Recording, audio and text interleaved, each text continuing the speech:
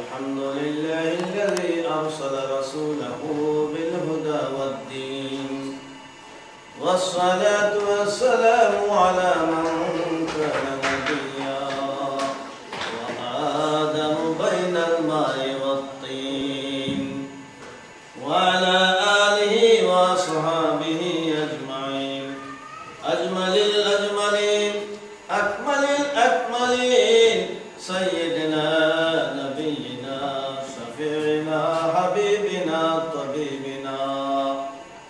طبيب قلوبنا طبيب مرضانا ونورنا نور إيماننا ونور عيوننا ونور قلوبنا ونور قبورنا ونور ربنا ومأوانا وملجانا محمد صلى الله عليه وسلم أجمعين. أما بعد قال الله تعالى في القرآن المجيد والفرقان الحميد وإذ يرفع إبراهيم القواعد من البيت وإسماعيل ربنا تقبل منا إنك أنت السميع العليم ربنا واجعلنا مسلمين لك ومن ذريتنا أمة مسلمة لك وأرنا مناسكنا وتب علينا إنك أنت التواب الرحيم ربنا وابعث فيهم رسولا منهم يتلو عليهم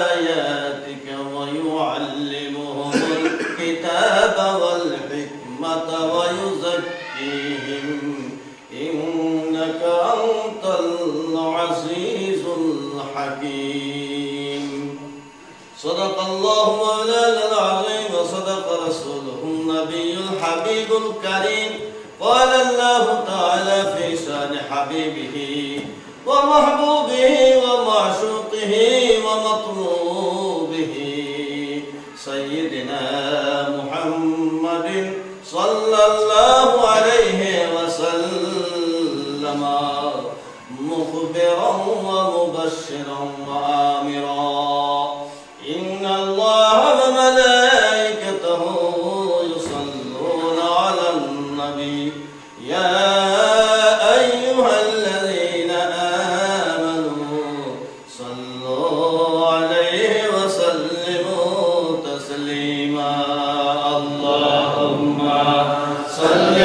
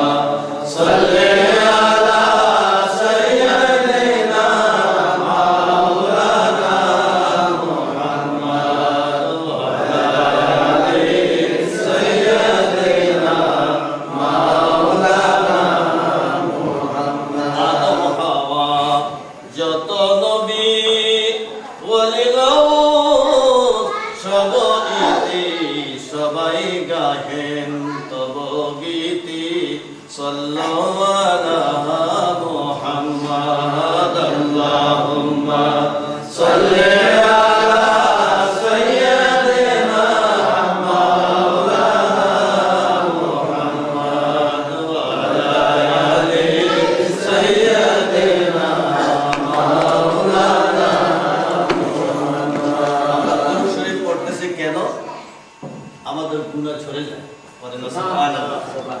দুরূদ শরীফ পড়লে গুনাহ ঝরে যায়, কমপক্ষে 10টা। একবার দুরূদ শরীফ পড়লে 10টা গুনাহ মাফ হয়। গুনার বোঝা তো মাথার মধ্যে আছে, নামাবো কিভাবে?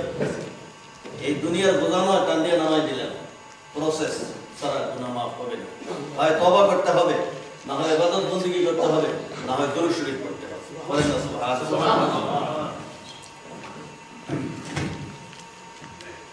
আকাশের ফেরেশতারা কাতারে কাতারে খাড়া, আকাশের ফেরেশতারা কাতারে কাতারে খাড়া, কোথায়?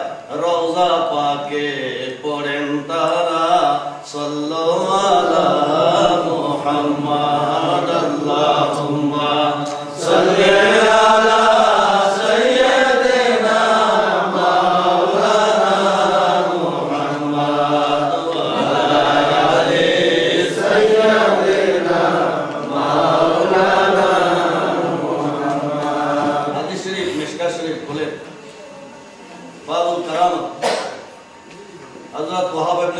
হাদিস। হুজুরে পাকের রওজা মুবারক, এই রওজা মুবারক কিয়ামত পর্যন্ত দিনে 70,000, রাতে 70,000 ফেরেশতা আল্লাহ পাঠিয়ে দেন। এই ফেরেশতারা এসে ইয়াদরিবুনা ওয়া ইয়াদরিবুনা বিআজনিহাতিহিম আলা কবরিন নবী সাল্লাল্লাহু আলাইহি ওয়াসাল্লাম ওয়া ইউসাল্লুনা আলাইহি হাত্তা আমসাউ। 70,000 ফেরেশতা এসে রাসূলের পাকের রওজা মুবারক ঘেরাও করে তাদের নূরের পাখা রওজা মুবারকের মধ্যে শামিয়ানার মতো বিছাইয়া দেয়। তারা সকাল থেকে আরম্ভ করে সন্ধ্যা পর্যন্ত নবীর উপরে দরুদ পড়ে। আকাশের ফেরেশতারা কাতারে কাতারে খাড়া, রওজা পাকে পড়েন তারা, সাল্লাল্লাহু আলা মুহাম্মাদ, আল্লাহুম্মা সাল্লি আলা সাইয়্যিদিনা মাওলানা মুহাম্মাদ ওয়া আলা আলি সাইয়্যিদিনা মাওলানা মুহাম্মাদ। নবীজির সম্মান আল্লাহ রাব্বুল আলামিন পয়গম্বরদের মাধ্যমে করেছেন, ফেরেশতাদের মাধ্যমে আমার নবীজির সম্মান, স্বয়ং আল্লাহ রাব্বুল আলামিনের দ্বারাও আমার নবীর সম্মান। আমার দয়াল আল্লাহ দয়াল নবীজির সম্মান করেন। ইন্নাল্লাহা ওয়া মালাইকাতাহু ইউসাল্লুনা আলান নবী। আল্লাহ বলেন, আমি সুসংবাদ দিচ্ছি, হে আমার মুমিন বান্দারা শোনো, আদমকে সম্মান দিয়েছি ফেরেশতাদের দ্বারা। ফেরেশতারা সিজদা করেছে, আদম সম্মানিত হয়েছে, কিন্তু আমার এই নবীকে সর্বপ্রথম আমি খোদা সম্মান করি। স্বয়ং আল্লাহ প্রথম সম্মান করেন। ইন্নাল্লাহা, সর্বপ্রথম আল্লাহ, দেন ওয়া মালাইকাতাহু, এরপর আমার ফেরেশতারা। কি করি, কিভাবে সম্মান দেখায়? ইউসাল্লুনা আলান নবী, কন্টিনিউয়াসলি দরুদ পড়ে আমার নবীর উপরে। সুবহানাল্লাহ। হযরত আদমের জন্য ক্ষণিক সম্মান, আমার নবীর জন্য কিয়ামত পর্যন্ত যতদিন তিনি নবী এই খেতাবে ভূষিত, ততদিন পর্যন্ত এই দুরূদ বন্ধ হবে না। সুবহানাল্লাহ। স্বয়ং খোদা তাআলা বলেন, ওগো শোনো যত মুমিন দল, আমি পড়ি তোমরা পড়ো, সাল্লাল্লাহু আলা মুহাম্মাদ, আল্লাহুম্মা সাল্লি আলা সাইয়্যিদিনা মাওলানা মুহাম্মাদ ওয়া আলা আলি সাইয়্যিদিনা মাওলানা মুহাম্মাদ, আল্লাহুম্মা সাল্লি ওয়া সাল্লিম ওয়া বারিক আলাইহি। আজকের এই পবিত্র মিলাদুন নবীর মাহফিল, বাংলাদেশের মুসলমান ভাই ও বোনেরা বাংলাদেশ ছেড়ে এখানে আসছেন। আজকের এই পবিত্র মাহফিলের আয়োজকদের পক্ষে যিনি চেয়ারম্যান, সভাপতি, সম্মানিত সভাপতি সাহেব, ব্যবস্থাপনা কমিটি, আজকের সম্মানিত উপস্থিতি, ব্রাদার এন্ড সিস্টার লাইক সুন্নি মুসলমান অডিয়েন্স, আসসালামু আলাইকুম ওয়া রাহমাতুল্লাহি ওয়া বারাকাতুহু। আজকে মানুষ কম, কিন্তু আমরা এগুলিতে কোনো পরোয়া করি না। আমাদের একটা উল্টা হিসাব আছে। সেই হিসাবটা হলো কি, বাংলাদেশে যদি 13 কোটি মানুষ হয় তাহলে সুইডেনের মধ্যে 13 কোটি লোকের রিপ্রেজেন্টেটিভ আপনারা 5,000 বাংলাদেশের রিপ্রেজেন্টেটিভ। এই 5,000-এর মধ্যে ডিভিশন করেন, বাংলাদেশের মধ্যে যদি 13 কোটি লোক একটা মাহফিলে থাকে তাহলে স্টকহোমের মধ্যে 5,000 লোক তার সমান হবে। সুতরাং আপনার এক একজনে হাজার হাজার লোকের রিপ্রেজেন্টেশন করতেছেন। সুতরাং আজকে আপনাদের মানুষ কম আর বেশি রায় আমাদের বড় কথা নয়, you are the representative of Bangladesh. এই হিসাবে আপনাদের কাছে 2-4টা কথাবার্তা বলে যাব। আমরা মাস্টার মানুষ, আমরা শিক্ষক মানুষ, আমরা ছাত্রদেরকে শিখাই, পিটাইয়া বাটাই হইলেও শিখাই, যে পর্যন্ত না বুঝে সেই পর্যন্ত আমরা এগুলিকে শরবত বানাই হইলেও খাওয়াইয়া দিই। ঢাকা ইউনিভার্সিটির একজন প্রফেসর, ইসলামিক হিস্ট্রি, বাবার মাদ্রাসায় শিক্ষিত, আমিও সামান্য ছোটখাটো মাদ্রাসা, school, college, university, BCS, career, banking ইত্যাদি অনেকগুলি পূজাবাজি আছে, সবগুলি ছেড়ে দিয়েছি। আল্লাহ এবং আল্লাহর রাসূল হলো সবচেয়ে বড় সম্পদ। করেন আলহামদুলিল্লাহ। সামান্য কিছু কথাবার্তা বলবো নবী করিম সাল্লাল্লাহু আলাইহি ওয়াসাল্লামের উপরে। In the light of holy Quran, Quran মজিদের মধ্যে নবী করিম সাল্লাল্লাহু আলাইহি ওয়াসাল্লামকে কিভাবে আল্লাহ তাআলা উপস্থাপনা করেছে সেটা আমরা কিছু দেখব। সর্বপ্রথম ইমাম সাহেব আলহামদুলিল্লাহি রাব্বিল আলামিন পড়েছেন সূরা ফাতিহা, উম্মুল কোরআন। আলহামদুলিল্লাহ দিয়া কেন আল্লাহ শুরু করলেন? কোরআন শরীফের শুরু আলহামদুলিল্লাহ কেন? এই প্রশ্নের জবাব কি? এই প্রশ্নের জবাব পাবেন আমার দয়াল নবীদের সৃষ্টি।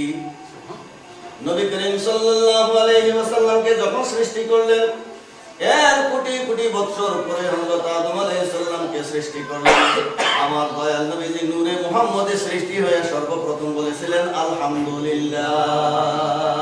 সুবহানাল্লাহ, সুবহানাল্লাহ। আমার হুজুর নূরে মুহাম্মদে সৃষ্টি হয়ে একটা সিজদা করেছিলেন, সেই সিজদার মধ্যে আমরা করি সুবহান রাব্বিয়াল আ'লা। আমার হুজুর বলেছিলেন আলহামদুলিল্লাহ। আল্লাহ বলেন ওয়ালিহাযা খালাকতুকা ওয়া সাম্মাইতুকা মুহাম্মাদা। হে আমার প্রিয় হাবিব, আপনাকে আমি পয়দা করেছি কেন?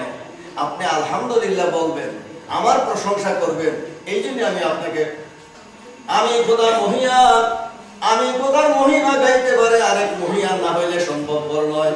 সাধারণ মানুষের যেমন প্রধানমন্ত্রীর সম্মান দিতে পারে না, একজন মন্ত্রী হইলে কাছাকাছি হয়, আল্লাহ বলে আমার সৃষ্টির মধ্যে আমার কাছাকাছি যিনি, তিনি আমার প্রশংসা করতে পারে। হে আমার হাবিব, হামদ হলো প্রশংসা। হামদের উপরে আলহামদু আলিফ লাম, এটা হলো ডেফিনিট আর্টিকেল লাগাইয়া দিলাম। আরবিতে ডেফিনিট আর্টিকেল, ইট এক্সপ্রেসেস 4 মিনিংস।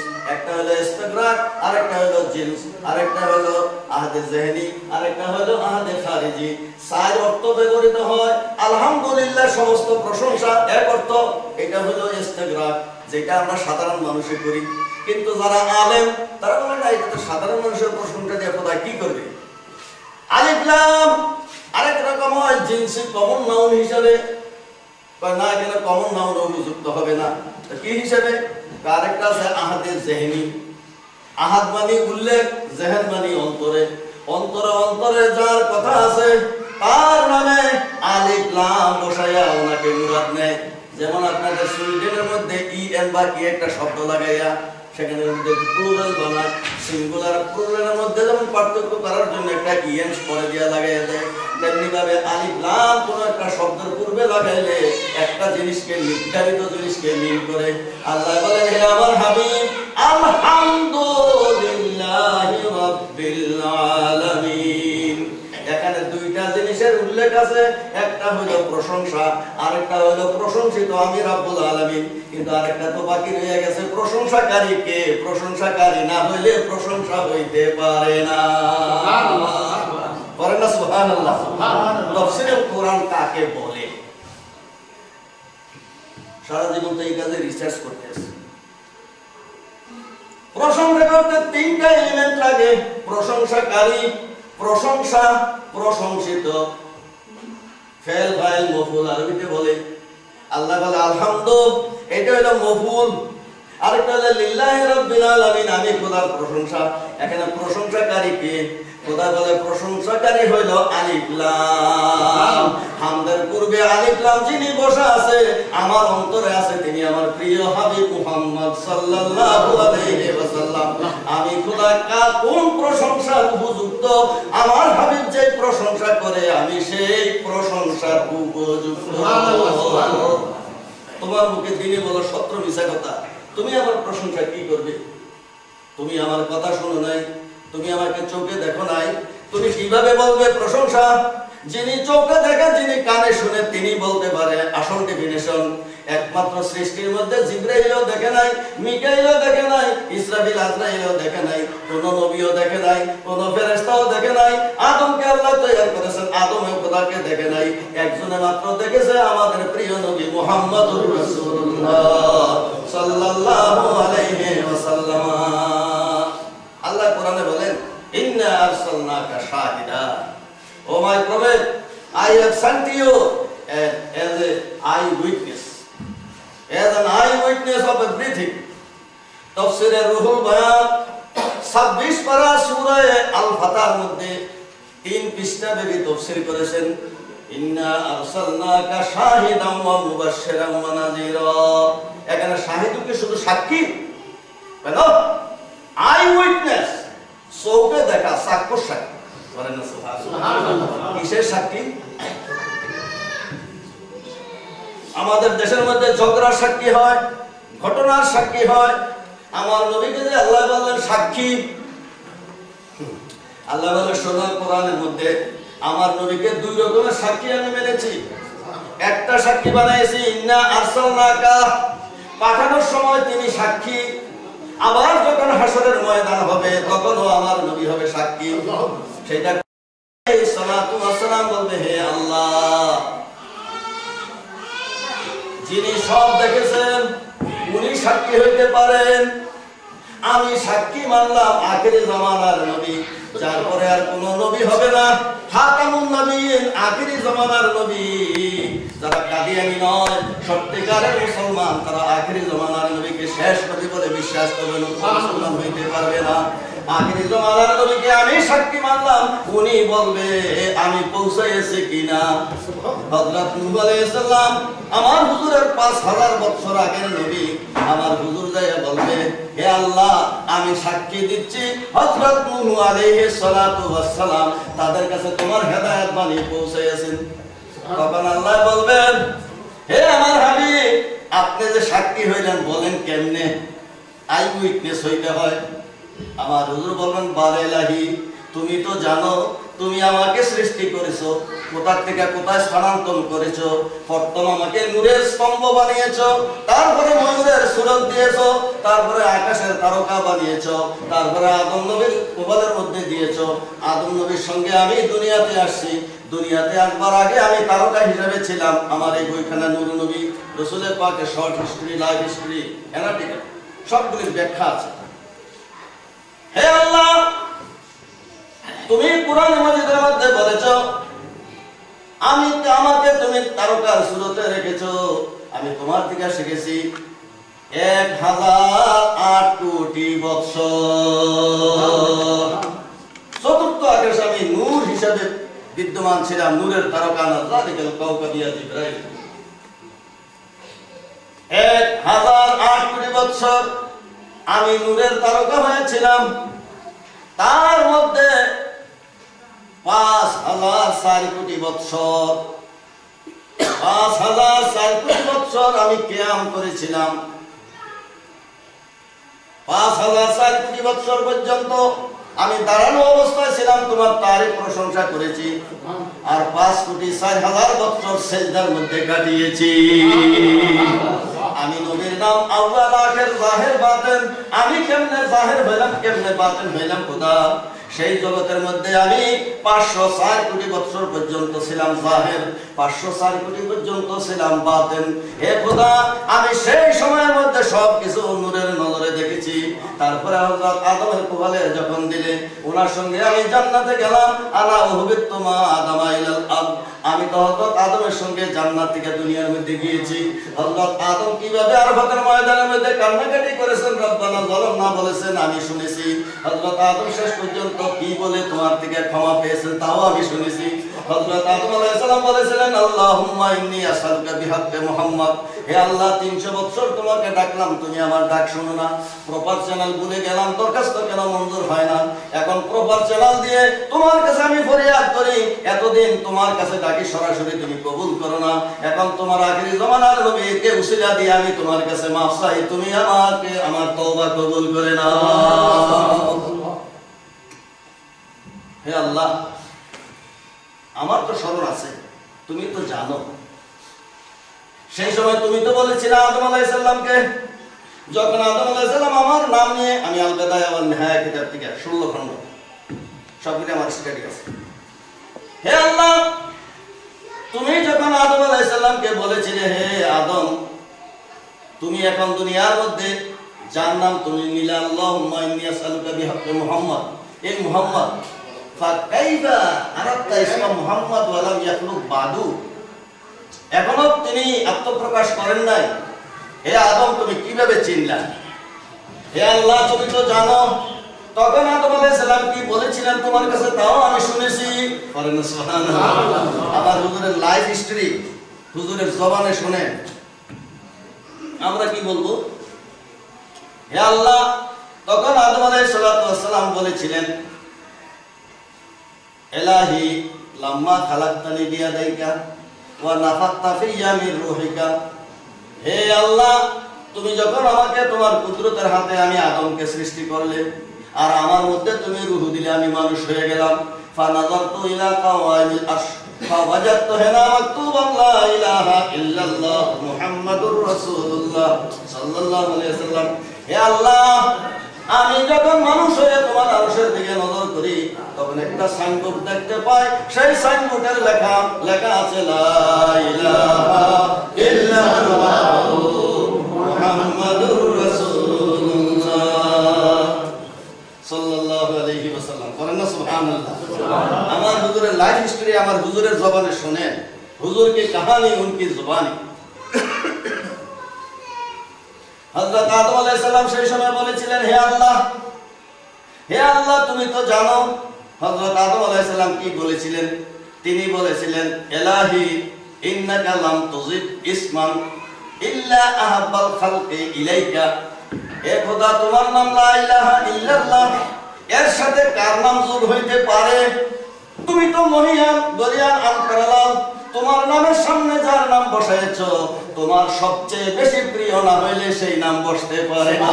আমি আদমের নাম নাই, নূহ নবীর নাম নাই, কারো নাম নাই, কোন ফেরেশতার নাম নাই, জিবরাইলের নাম নাই, আরশের নাম নাই, কুরসির নাম নাই, লৌহ কলমের নাম নাই, কিছুর নাম নাই। যে নাম তোমার নামের সঙ্গে লাগিয়েছো, আমি বুঝতে পেরেছি উনি সবচেয়ে তোমার প্রিয়।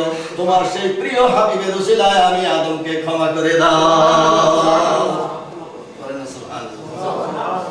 তখন আদম, আমার হুজুর পাক বলেন, আল্লাহ, তুমি তো নিজেই জানো।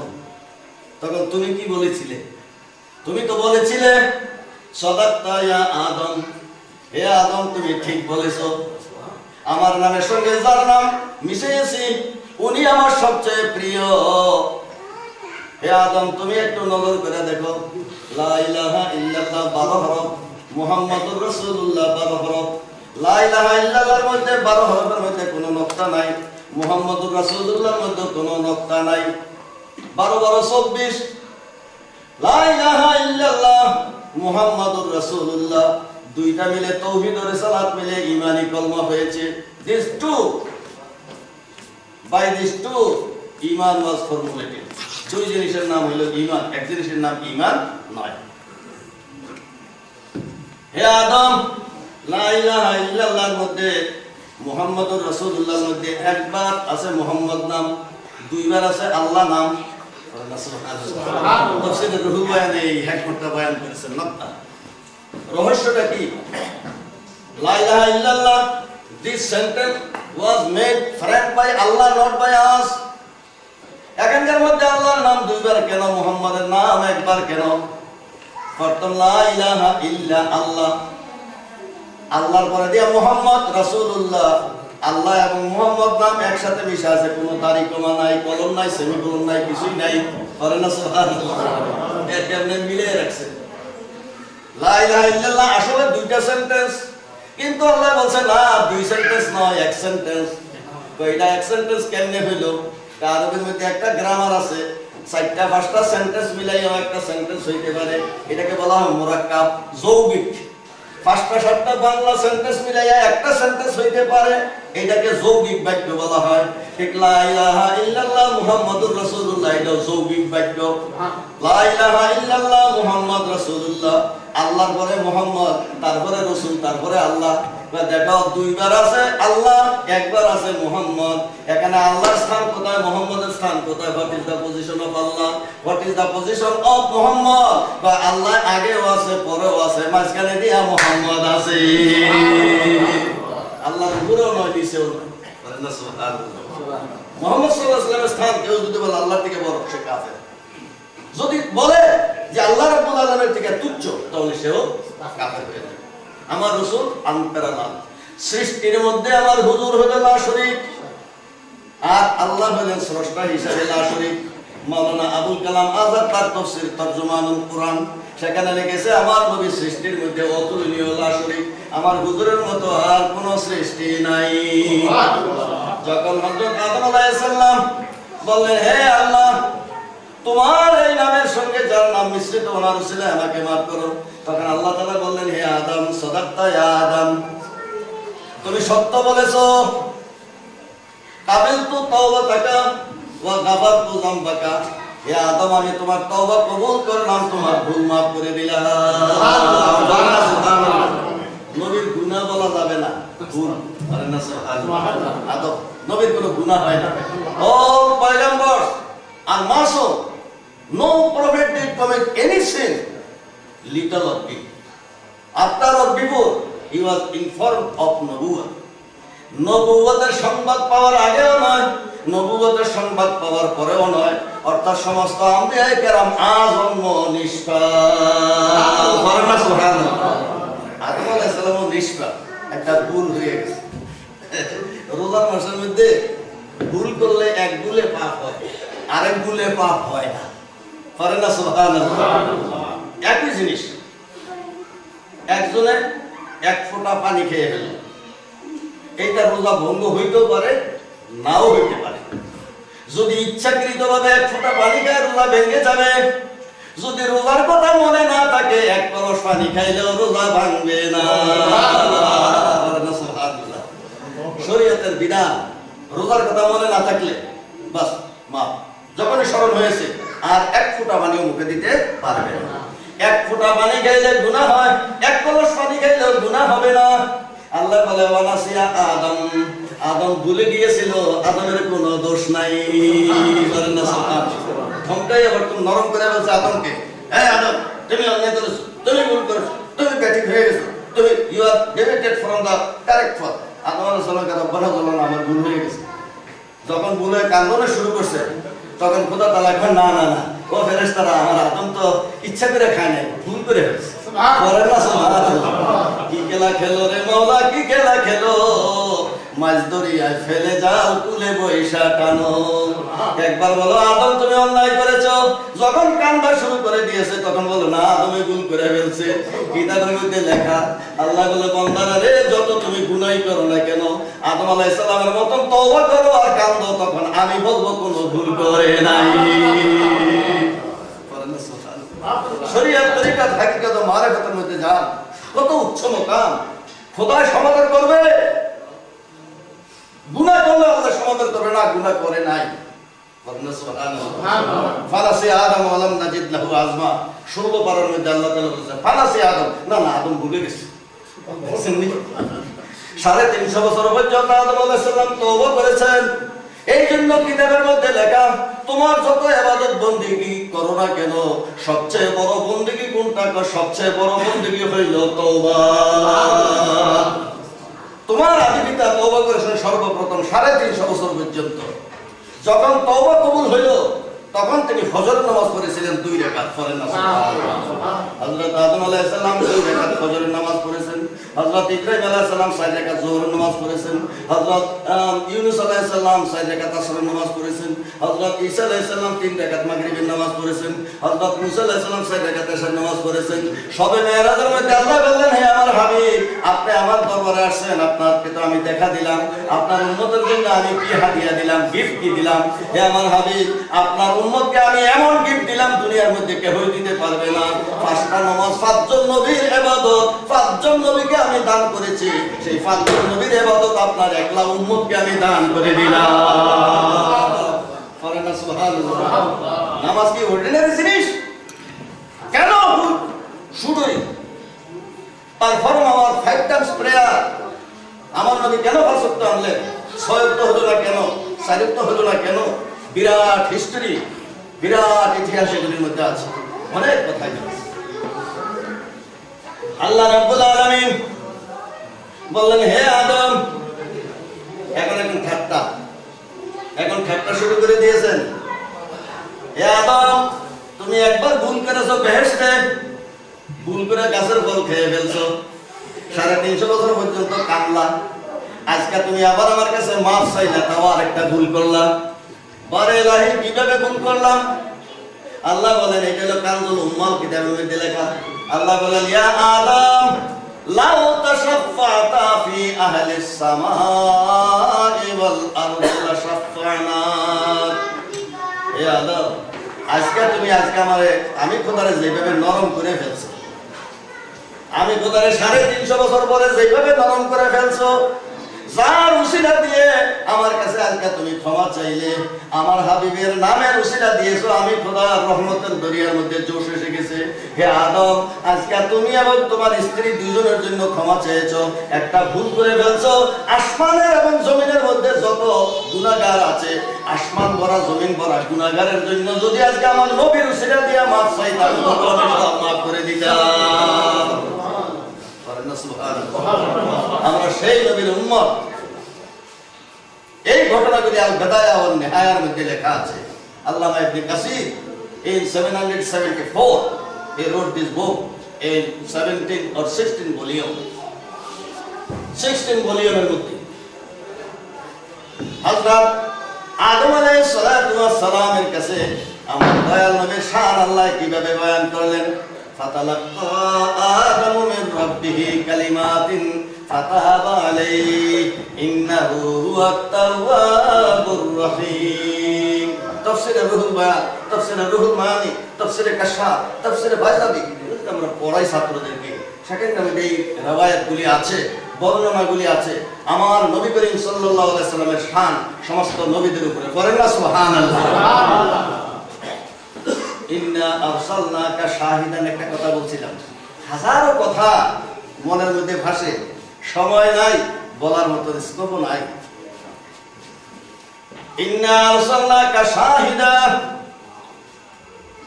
আমার নবী করিম সাল্লাল্লাহু আলাইহি সাল্লামের সাথ করেন হাসরের ময়দানের মধ্যে যখন বলবে, নূহ আলাইহিস সালাম বলবে, আমার সাক্ষী আখেরি জামানার নবী, তখন আমি সাক্ষী দিব, হে খোদা, আমি সাক্ষী দিলাম, আমি সাক্ষী দিলাম হযরত নূহ আলাইহিস সালাতু ওয়াস সালাম তোমার হেদায়েত কওমের কাছে পৌঁছেছে, তার মধ্যে মাত্র 72 জন ঈমান এনেছে, বাকি সব তোমার কুফরি করেছো, তুমি প্লাবন দিয়ে ধ্বংস করে দিয়েছো।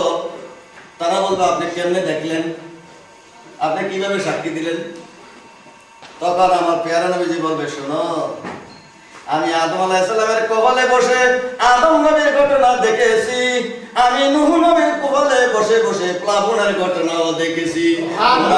নূহ নবীকে 3 বার বস্তার মধ্যে ভরে জঙ্গলে ফেলে দিয়েছিল কিনা তোমরা বলো? তোমরা 3 বার ওনাকে বস্তার মধ্যে ভরেছো, 3 বার জঙ্গলের মধ্যে মেরে ফেলে দিয়েছো।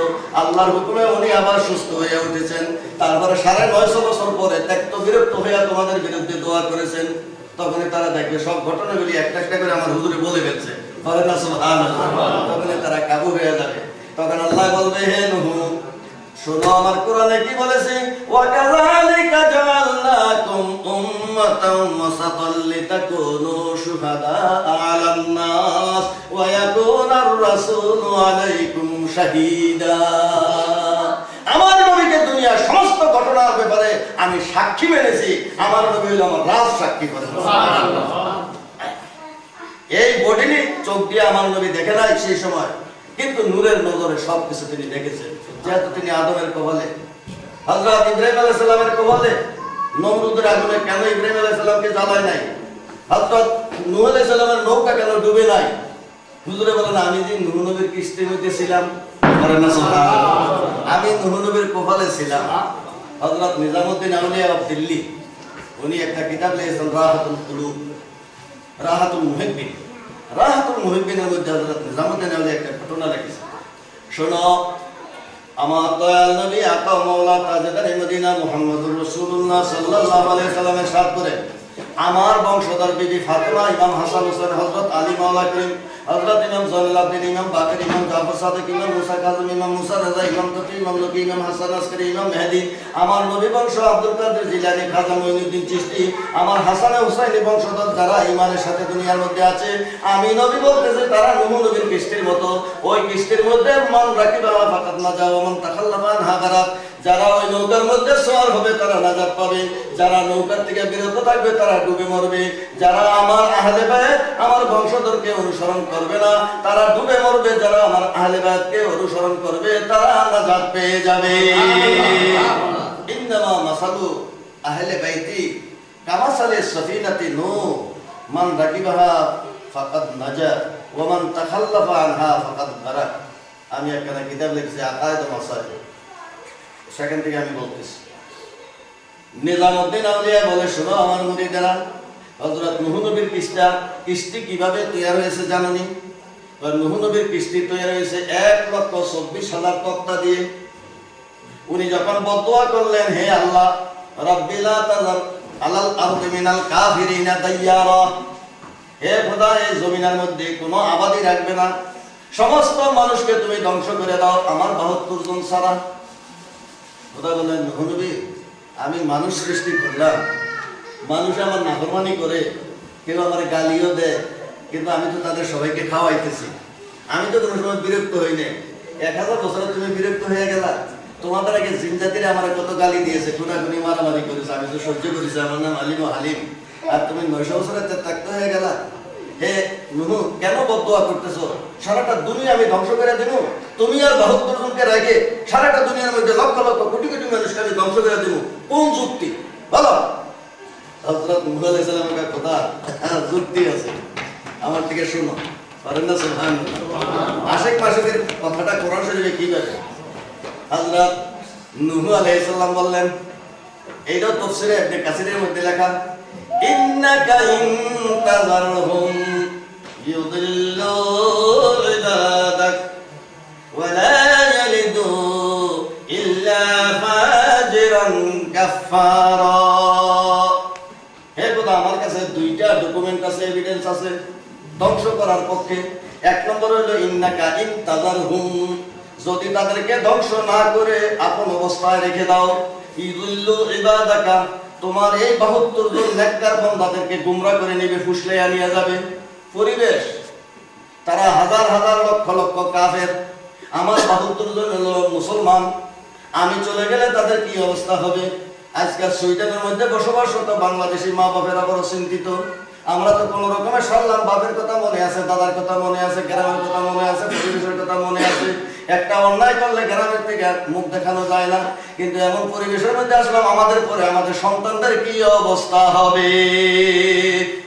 আমার হুজুরে বলেন, কি অবস্থা হবে সেটা তোমার উপরে জিম্মাদারি, তোমার উপরে জিম্মাদারি। যেখানে অন্য কেউই নাই সেখানে তুমি নিজে শিক্ষক, আমি কেন শিক্ষা করবো? হুজুর বলছেন, আমি না বলছিলাম তলবুল ইলমি ফরিদাতুন আলা কুল্লি মুসলিমিন ওয়া মুসলিমাতিন, ইসলামী শিক্ষা করা প্রত্যেক মুসলমানের উপরে ফরজ, নরনারী যেই হোক। তুমি কেন আলহামদুলিল্লাহ সূরা জানো না? তোমার ছেলেকে কেন শিক্ষা দিতে পারলা না? তোমার মেয়েকে কেন শিক্ষা দিতে পারলো না? সেই জবাব আগে তোমাকে দিতে হবে। বলেন না সুবহানাল্লাহ। আমি আপনাদেরকে অনুরোধ করব, আমি লন্ডনে গিয়েছি গত বছর, একটা মাদ্রাসা আমি তৈরি করে দিয়ে আসছি, আমার কাজ অর্গানাইজ করা, সেখানের মধ্যে মাদ্রাসা। আমি এখানে আপনাদের কাছে যদি আরো 7 দিন থেকে যেতাম তাহলে আমি পরামর্শ করে একটা মাদ্রাসার ভিত্তি আমি করে দিয়ে দিতাম। তবু আমি আপনাদেরকে বলে যাই যে আপনারা মিলাদ শরীফ পড়ান ভালো কথা, কিন্তু সবচেয়ে বেশি একটা মাদ্রাসার ব্যবস্থা আপনারা করেন। এলিমেন্টারি প্রাইমারি এডুকেশনটা অন্তত ছেলে মেয়েদের হোক, যত কিছুই হোক আপনাদের যেরকম টাকা কামান সেরকম টাকা খরচও করতে হবে, নাহলে আপনাদের ছেলে মেয়েদেরকে রক্ষা করা কঠিন হয়ে যাবে। আমি তাবিজ দিয়ে কি করি? লন্ডনে হাজার হাজার তাবিজ দিচ্ছি, কি জন্য? এখানকার মধ্যে ফ্রি মিক্সিং তাবিজ দেন, আমি তাবিজ দিয়ে কি যার চরিত্র ফেরানো যাবে? তুমি যদি গরুর খুঁটা ছেড়ে দিয়ে গরুর খেত খেসটা করবি, আগে খুঁটা দিতে হবে, ক্ষেতের মধ্যে বেড়া দিতে হবে, ক্ষেতের মধ্যে বেড়া দাও না, খুঁটাও দাও না, তাবিজ দিয়ে তোমার ছেলে মেয়েকে রক্ষা করা এটা সম্ভবপর হবে না। আমার হুজুর বলেন নুরু সিবিয়ানাকুম বিসসালাতি ইযা বালাগু সাবা, তোমার ছেলে মেয়ে যখন 7 বছর হবে, এখানে 6 ক্লাসের মধ্যে যেমন নাকি কম্পালসারি এডুকেশন হয়, আমার হুজুর বলেন যখন 7 হয়ে যায় তখন তাকে নামাজের মধ্যে দাঁড় করাইয়া দিতে হবে। বাপ ছেলেকে, মা মেয়েকে তার সঙ্গে নামাজের মধ্যে দাঁড় করাইয়া দিতে হবে। সুবহান রাব্বিল আযীম জানুক আর না জানুক, একটু ফিসফিসাইয়া আমার হুজুরে নামাজ পড়তেন, আমরা সুবহান রাব্বিল আযীম করি আস্তে আস্তে, আমার হুজুর পড়তেন একটু জোরে জোরে, কেননা হুজুর ছিলেন মুআল্লিম, হুজুর ছিলেন টিচার, সাহাবায়ে কেরাম শুনতেন হুজুরে কি করে, রুকুর মধ্যে যায় হুজুরে পড়ে সুবহান রাব্বিল আযীম, সুবহান রাব্বিল আযীম, সুবহান রাব্বিল আযীম, সাহাবায়ে কেরাম বলে সুবহান রাব্বিল আযীম, সুবহান রাব্বিল আযীম। হুজুর এটা কোথায় পেলেন? হুজুর এটা কোথায় পেয়েছি? কোরআন শরীফের মধ্যে পাইছি। সেটা কোন কালে? ফাসাব্বিহ বিসমি রাব্বিকাল আযীম, 14 বারের মধ্যে ফাসাব্বিহ বিসমি রাব্বিকাল আযীম, এইটার দ্বারা হলো রুকু। সেজদার মধ্যে যে বলেন সুবহান রাব্বিয়াল আলা, এটা কোথায় পাইলেন? হুজুরে বলে I derived it from the holy Quran also, from which surah? হুজুরে বলে সাব্বিহ ইসমা রাব্বিকাল আলা, সাব্বিহ ইসমা রাব্বিকাল আলা, এখান থেকে আমি বানাইছি সুবহান রাব্বিয়াল আলা। বলেন না সুবহানাল্লাহ। আসরারুল কোরআন, কোরআন থেকে কোনখানে কোন দোয়া হয়েছে, কোনখানে হয়েছে, কোরআন থেকে শব্দের মাধ্যমে আমার হুজুর সেই দোয়া বানাইছেন, সবগুলি কোরআনের মধ্যে ইন্ডিকেশন আছে।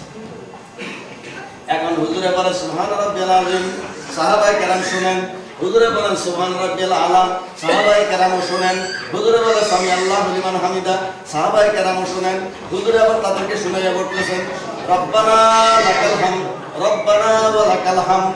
এইজন্য আহলে হাদিসেরা কয় হুজুরে জোরে জোরে বলছে, আমি জোরে জোরে বলবো না। আরে হুজুরে কেন জোরে জোরে বলাইছে? শিখানোর জন্য। বলেন না সুবহানাল্লাহ। আমাদের দেশে আব্বা আব্বা, এই দেশে কি বলে? পাপ্পা। পাপি না করলে সারে, পাপ্পা করে সারবে। পাপ্পা হোক আব্বা হোক, প্রথম মায় শিখায়। বাংলাদেশে হইলে ঠাট্টা করে শাসি লেডিরা, তোমার আব্বা কই, কিন্তু মায় বর্তমানে বল আব্বা আব্বা আব্বা, আব্বু আব্বু আব্বু আব্বু।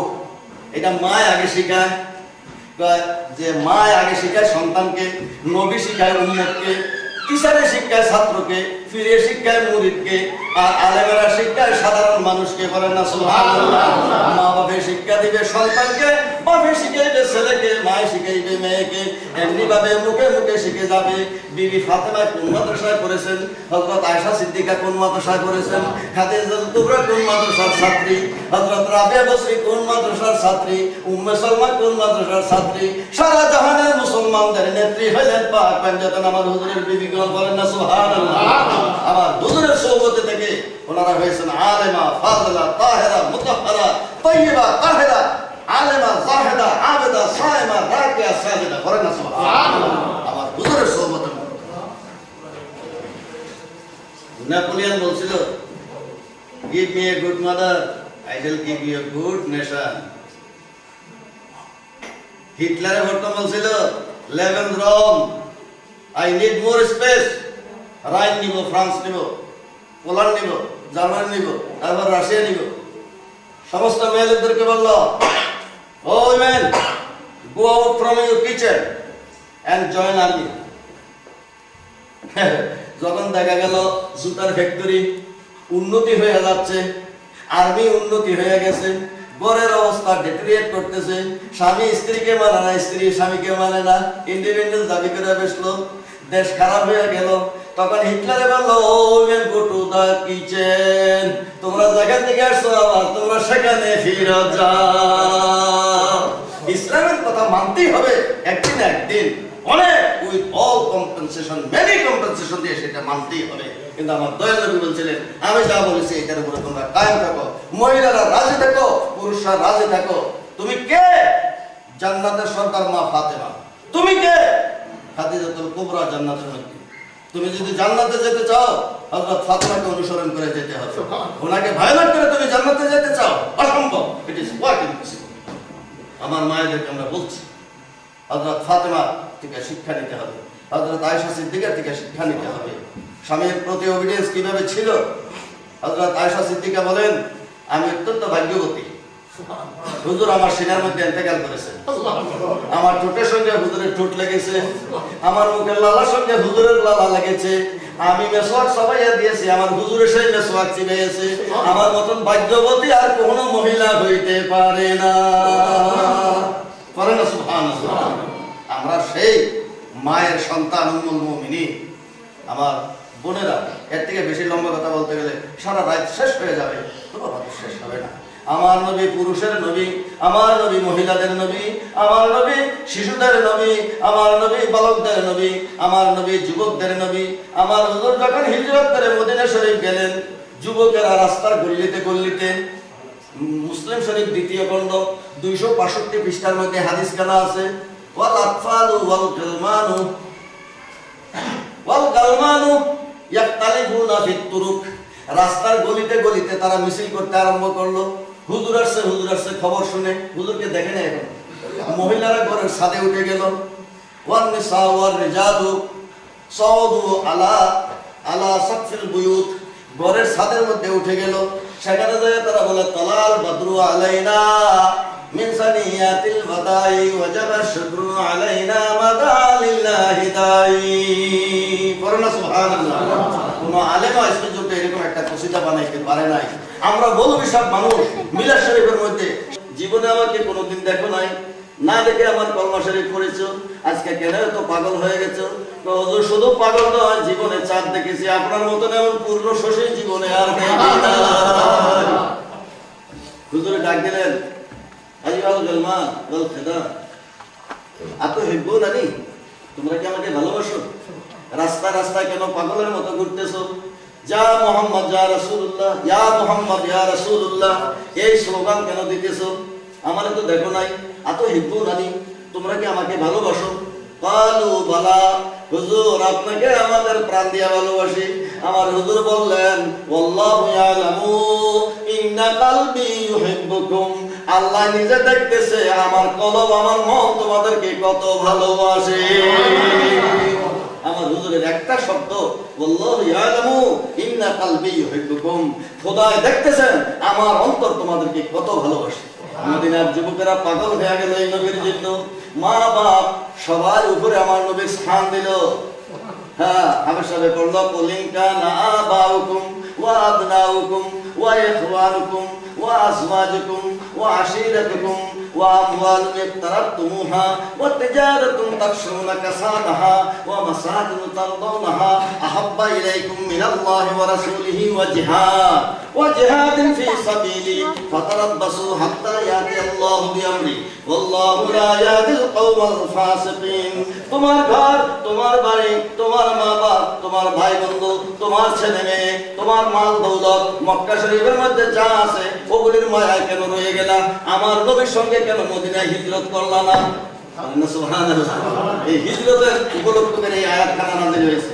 গতকাল তাফসীরের কথা বলেছে, দড়ি নাই, তাফসীরে তো সোজা জিনিস নয়, আর তাফসীর বলে 2-4 ঘন্টায় কি শেষ হয় নাকি?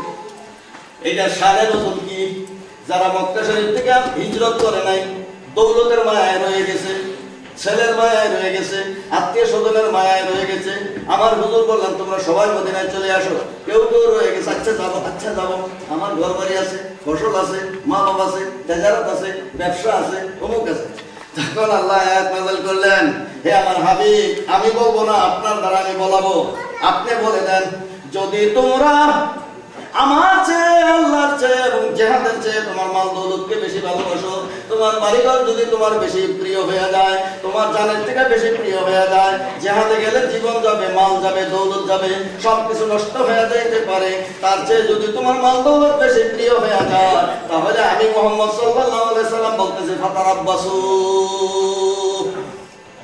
wait and see, ফাতারাব্বাসু, wait and see for what comes, যে যা আসতেছে, ফাতারাব্বাসু হাত্তা ইয়াতি আল্লাহ, আল্লাহ আসতেছে, বলেন না সুবহানাল্লাহ। শব্দটা কত সুন্দর, কোথায় গজব আসতেছে এটা কয় না, তো ফাতারাব্বাসু হাত্তা ইয়াতি আল্লাহ, অপেক্ষা করো যে পর্যন্ত না আল্লাহ আসে। তিনি আসবে, খোদা কা হাত্তা ইয়াতি আল্লাহ বিয়ামরি, আল্লাহর আদেশ নিয়ে, লাঠি নিয়ে, আযাব নিয়ে, গজব নিয়ে আসতেছে, বলেন না সুবহানাল্লাহ। আমার নবীর সাথে খোদা কত সুন্দরতম শব্দ ব্যবহার করে, হাত্তা ইয়াতি আল্লাহ বিয়ামরি, খোদা তাআলা এখন নির্দেশ নিয়ে আসতেছে, খোদার গজব আসতেছে। তাহলে দেখা যায় নবীর প্রেম, নবীর ভালোবাসা নিজের মায়ের উপরে, বাপের উপরে, এটার অর্থটা কি? হুজুর আপনাকে ভালোবাসি, এটা নয়। ভালোবাসার তিনটা রূপ আছে, একটা হলো কলবে, আরেকটা হলো জবানে, আরেকটা হলো কাজে কর্মে। কলবে দিয়ে আমার নবীকে সবার উপরে মহব্বত করো, জবানে দিয়ে আমার নবীর নাম শুনলে সাল্লাল্লাহু আলাইহি ওয়াসাল্লাম বলো। আমার হুজুরের নাম শুনে যদি তুমি চোখের মধ্যে সুমা দাও, সুরমা লাগাইলে তোমার চোখ যদি ভালো হয়, আই অয়েন্টমেন্ট লাগাইলে যদি চোখের পর্দা সাফ হয়, আমার হুজুরের নাম শুনে সুমা দিয়া লাগাও, তোমার চোখের পর্দা ভালো হয়ে যাবে। আমার হুজুর বলেন শুধু দুনিয়া সুরমা হিসাবে ব্যবহার করবে। মান সামিয়া ইসমি, যে আমার নাম শুনে, আপনারা দেখেছেন আমি মাঝে মধ্যে এরকম করি, এটাও পাঠ। হুজুরের পাক ৪৫টা কিতাবের মধ্যে লেখা, কিতাবুল ফেরদাউস প্রথম কিতাব, হাদিসের কিতাব, তাফসীরে জালালাইন, হাশিয়া, বাশমারা, ইন্নাল্লাহা ওয়া মালাইকাতাহু ইউসাল্লুনা আলান নবী, এই আয়াতের তাফসীরের মধ্যে আল্লামা জালালউদ্দিন সৈয়দী রওয়ায়াত করেছেন। এরকম কিতাবুল ফেরদাউসের মধ্যে লেখা আছে, তাফসীরে কাতুল উম্মাদের মধ্যে লেখা আছে, তাফসীরে রুহুল বায়ানের মধ্যে লেখা আছে, ফতোয়ায়ে শামের মধ্যে লেখা আছে, ফতোয়ায়ে আলমগীরের মধ্যে লেখা আছে, ফতোয়ায়ে কাজীগারের মধ্যে লেখা আছে, বাজ্জাজিয়া সিরাজিয়ার মধ্যে লেখা আছে, সগীরে কবিরের মধ্যে লেখা আছে, কিতাবুল আওসাতের মধ্যে লেখা আছে, মুজামে কবির, মুজামে সগীরের মধ্যে, এমনি ভাবে ৪৫টা কিতাবের মধ্যে লেখা আছে। মান সামিয়া ইসমি ফাকাব্বালা ইবহামাইহি ওয়া ওয়াদাহুমা আলা আইনাইহি, হুজুরে পাক ইরশাদ করেন, যে ব্যক্তি আমার নাম শুনবে, মুহাম্মদ সাল্লাল্লাহু আলাইহি ওয়াসাল্লাম, আমার বোনেরা একটা সুসংবাদ দিয়া দেব। আজকে ওয়াজ কি করব? কয়েকটা কথা শুনে যান আজকে নবী। হুজুরে বলেন আমার নামের মধ্যে কি বরকত, শুধু কি নাম, এর মধ্যে বরকত আছে। মেডিসিন ট্যাবলেটের মধ্যে যদি বরকত থাকে, তাহলে আমার নামের মধ্যে কেন বরকত থাকবে না? বলেন না সুবহানাল্লাহ। খোদার নাম বলে সে মুহাম্মদ, তার মধ্যে বরকত থাকবে না কেন? অবশ্যই থাকবে, অ্যাকশন আছে। হুজুরে বলেন আমার নামের মধ্যে চুমা দাও, তুমি আমার নাম শুনেছো, ফাকাব্বালা ইবহামাইহি, তোমার বুড়া আঙ্গুল চুমা দাও, ওয়া ওয়াদাহুমা আলা আইনাইহি, তোমার দুই চোখের মধ্যে এটা দিয়ে মালিশ করো। কুনতু লাহু কায়লান ইয়াউমাল কিয়ামাতি ইলাল জান্নাহ, তুমি যে এইটুকু মহব্বত দেখাইলে সাধারণ, এই মহব্বতের কারণে কেন হাসরের ময়দানে আমি এটাকে উসিলা করে তোমার হাত ধরে জান্নাতে নিয়ে যাব। বলেন না সুবহানাল্লাহ। এটা একটা উসিলা হয়ে গেছে। মুহাদ্দিস আবু নুআইম, ইমাম বুখারীর দাদা ওস্তাদ, ওনার নাম হলো আবু নুআইম। ওনার একটা কিতাব আছে দালাইলুন নবুওয়াত। সেই কিতাবের মধ্যে একখানা রওয়ায়াত আছে, হুজুরের নামে কি বরকত, আমার মাদের জন্য আমি পরে বলবো। হযরত মুসা আলাইহিস সালামের জামানায় এক পণ্ডিত, তৌরাতের পণ্ডিত, বেনমাজি মারা গেছে। মারা যাওয়ার পর মুসা আলাইহিস সালাম বললেন, হে আমার উম্মতেরা, বেনমাজির জানাজা দেওয়া যায় না আমার শরীয়তে, তার গলার মধ্যে রশি লাগাও, বেতের দড়ি দিয়ে তাকে নিয়ে খাদের মধ্যে ফেলে দাও। সবাই তাকে জানাজা কাফন দাফন সারা ফেলে দিল। আমি আর আধা ঘন্টা করবো, তারপরে চলে আসবো। তাকে দাফন করার পরে আল্লাহ তাআলা বলেন, হে মুসা, তুমি এই লোকটারে কেন গোসল করাইলে না, কেন কাফন পরাইলে না, কেন তাকে জানাজা দিলে না? মুসা আলাইহিস সালাম বলে, খোদা এই নাও তোমার তো তৌরাত ওল্ড টেস্টামেন্ট স্পিক, যে বেনমাজের কোনো জানাজা নাই, গোসল নাই, কাফন নাই, দাফন নাই, এই জন্য আমি তারে শাস্তি দিলাম। খোদাকে না, আমার হুকুম, এই লোকটারে উঠাও, তাকে আবার গোসল করাও, কাফন পরাও, তারপরে জানাজা পড়াও, দাফন করাও।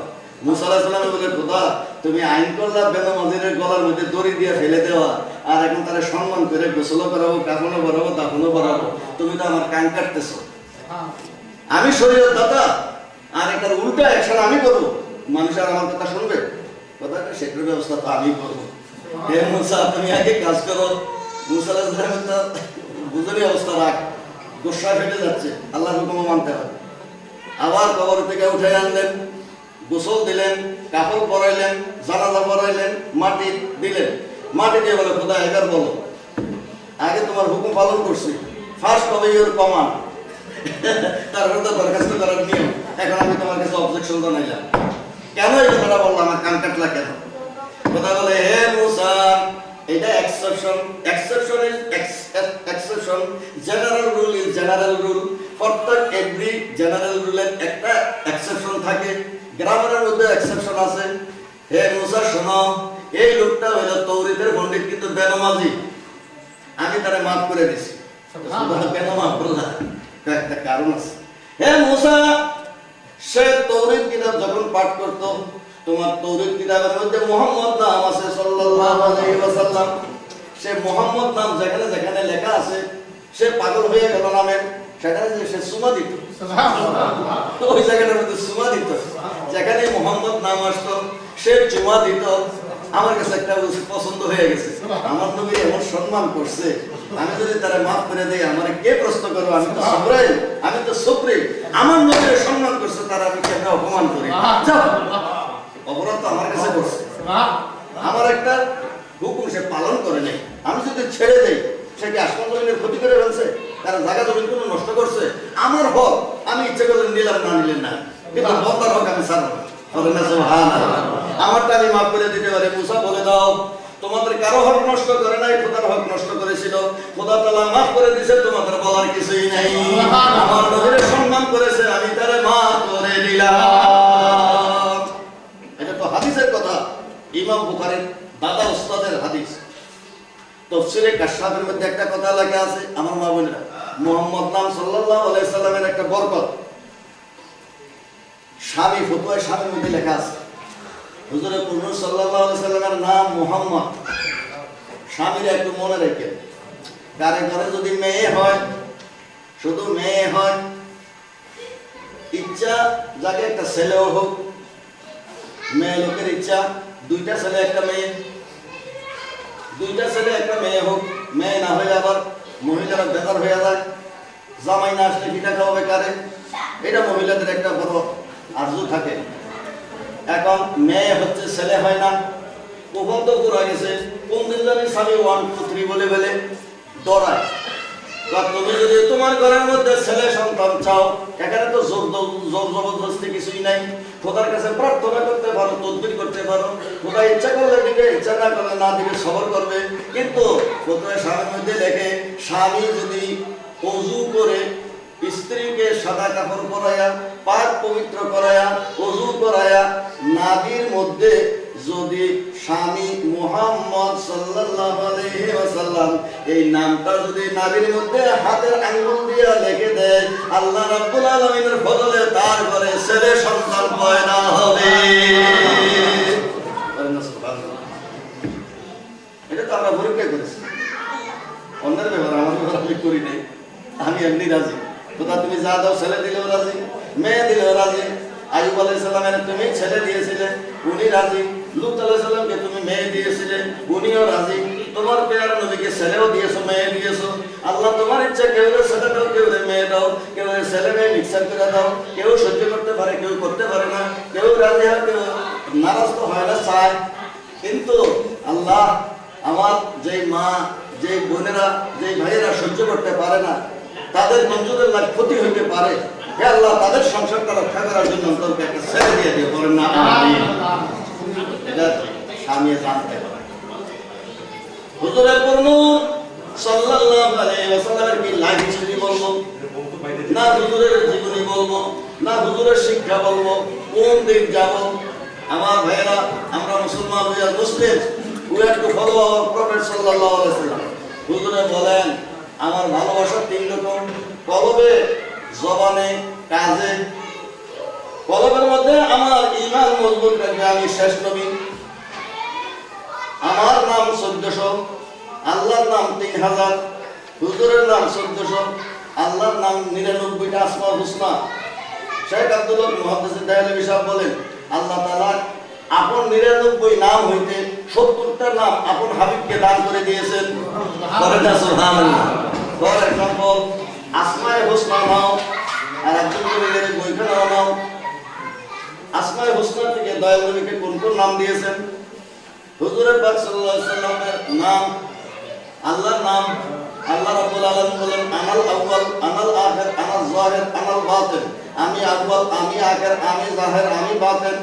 এখন আমার হুজুরের নাম বলেছে আউয়াল আখির যাহির বাতিন। হে আমার হাবিব, আমার এই 99 নামের থেকে এই 4টা নাম আপনাকে দিয়ে দিলাম। আপনি আউয়াল, আপনি আখির, আপনি যাহির, আপনি বাতিন। সুবহানাল্লাহ। আপনার আগে আর কেউই নাই, আপনার পরে আর নবী কেউই নাই। গোলাম মোহাম্মদ কাদিয়ানী সে নবুয়তের দাবি করে কাফের হয়ে গেছে, তার অনুসারীরা বিশ্বাস করে কাফের হয়ে গেছে। আলহামদুলিল্লাহ।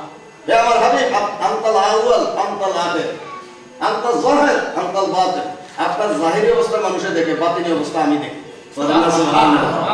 আপনার জাহিরি অবস্থা খাওয়া দাওয়া করেন, ঘুমান, কিন্তু বাতিনি অবস্থা কি? অন্য মানুষের ঘুম যায় নাকে ডাকে, খবর নাই, শরীরের খবর নাই, রুহু আছে কিন্তু অনুভূতি নাই, কানে আছে শুনে না, নাক আছে শ্বাস নিঃশ্বাস নেয় কিন্তু আতর ধরলে সে বলতে পারে না। জিন্দা মানুষের আতর বুঝতে পারে, ঘুমের মানুষ নিঃশ্বাস নিতেছে কিন্তু বুঝতে পারে না, আওয়াজ শুনে কানে কিন্তু এটার ওয়ার্ডিং বুঝে না। চোখ থাকলে সজাগ হলে সেটা বুঝে, বা তার অঙ্গ প্রত্যঙ্গ আছে কিন্তু ফাংশন নাই, তার অ্যাকশন নাই। ঘুম আর সজাগের মধ্যে এই অবস্থা। আমার হুজুর বলেন শোনো, আমার অঙ্গ প্রত্যঙ্গ আছে, ঘুমের মধ্যে ফাংশনিংও আছে। বলেন না সুবহানাল্লাহ। আইনারে তানামারে ওয়াল কলবু ইয়াকজা। আমার এই জাহির সব ঘুম যায়, বাতিনি চোখে আসমান জমিন সব দেখে। সুবহানাল্লাহ। তোমাদের কানে তোমরা কিছু শুনো না, আমি সব শুনি, তোমরা কি কথা বলো। কারণ এটা হুজুরে ঘুম যায় বোধহয় আর উঠবে না, হুজুরে আমি শুনতে আছি তাদের কথা। বলেন না সুবহানাল্লাহ। আসমানের মধ্যে কি কথা বলে? হুজুরে বলে আমি শুনি। হুজুরে বলে শুধু তাই নয়, আমি আমার যখন মায়ের গর্ভে ছিলাম, কুনতু আসমাউ সরিরাল কালামে হিনা কুনতু ফি বাতনি উম্মি। আমি আমার মায়ের গর্ভে যখন ছিলাম তখন আমি লৌহে মাহফুজের কলমের খসখসানির আওয়াজ শুনেছি। আমার হুজুর is unparalleled in the history of the universe, আল্লাহর সৃষ্টি জগতের মধ্যে। আমার হুজুর বলেন আমার নাম কি?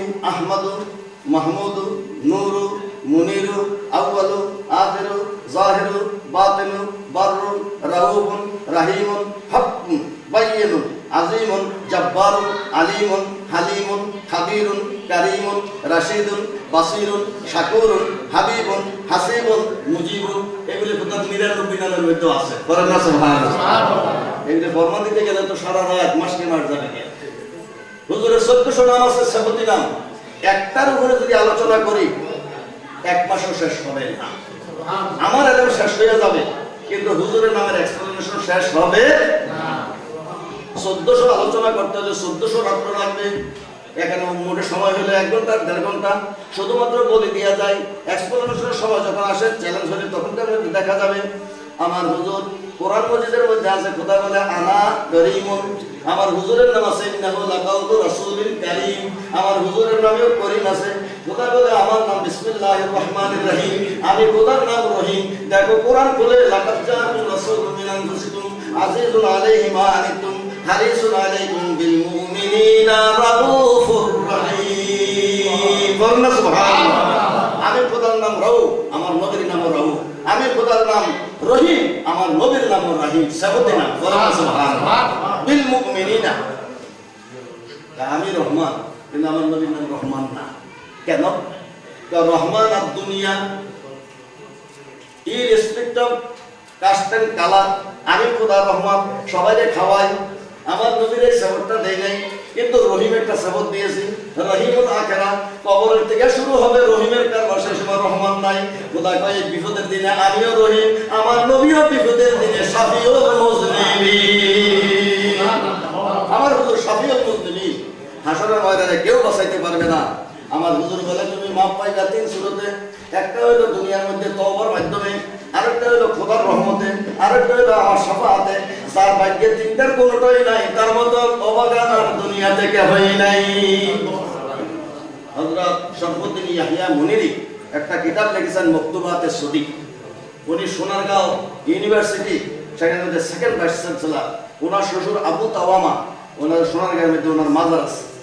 সে আবু তাওয়ামার সান ইন ল জামাই, আবার সেকেন্ড ভাইস চ্যান্সেলর। উনি মকতুবাতে সদিক একটা কিতাব লিখেছেন। উনি সেখানে বলেছে, শোনো, জাহান্নামীরা জাহান্নামে কেন যাবে? সবাই বলে গুনার কারণে, গুনাহ করলে জাহান্নামে যায়। আমি ইয়াহিয়া মুনিরি বলতেছি গুনার কারণে নয়, জাহান্নামে যাবে গুনার কারণে নয়। আমার ভাইয়ের একটু যদি প্লিজ কিপ সাইলেন্স, ভাই কানে কানে না হয় একটু পিছনে যাই। আপনাদের অপশন আছে, কথা বলে পিছনে চলে যান। উনি বলেন যে গুনার কারণে জাহান্নামে যায় না। আমার কাছে এত চমৎকার লাগলো কথাটা, গুনার কারণে জাহান্নামে যাবে না। তো কি কারণে?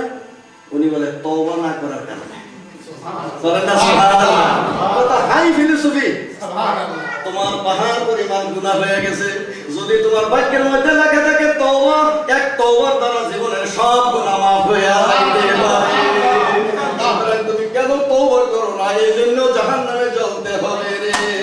দুনিয়ার মধ্যে তওবা করো, পাহাড় পরিমাণ গুনাহ মাফ হয়ে যেতে পারে।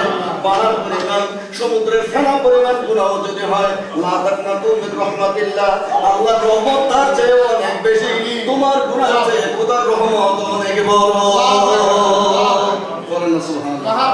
আমার হুজুরের এতগুলি নাম এখানের মধ্যে পড়লে হয়তো অনেকে বোরিং ফিল করবেন। হুজুরের পাকের নাম, হুজুরের পাক সাল্লাল্লাহু আলাইহি ওয়াসাল্লাম প্রত্যেকটা নাম মিনিংফুল। মুহাম্মদ নাম ইজ মিনিংফুল, আহমদ নাম ইজ মিনিংফুল। মুহাম্মদ নামের মধ্যে 4টা হরফ আছে, মিম হে মিম দাল। আমার নিজের থেকে বললে গুনাহ হবে। আমি জানি তাফসীরে রুহুল বায়ানের মধ্যে লেখা আছে মিম হে মিম দাল দিয়ে হুজুরের নাম কেন বানাইল, আলিফ হে মিম দাল দিয়ে হুজুরের নাম আহমদ কেন বানাইল। তার মধ্যে একটা রহস্য আছে, তরিকতের রহস্য। সেটা হলো কি, আহমদ নামের মধ্যে আলিফ হলো বর্তম, আহমদ যখন প্রশংসা করে তিনি, তখন তিনি আহমদ। খোদার দরবারে স্ট্যান্ডিং পজিশন আদবের সাথে দাঁড়ানো। তুমি নামাজের মধ্যে দাঁড়াও তালিমের সাথে, ওয়াকুমু লিল্লাহি কানিতিন।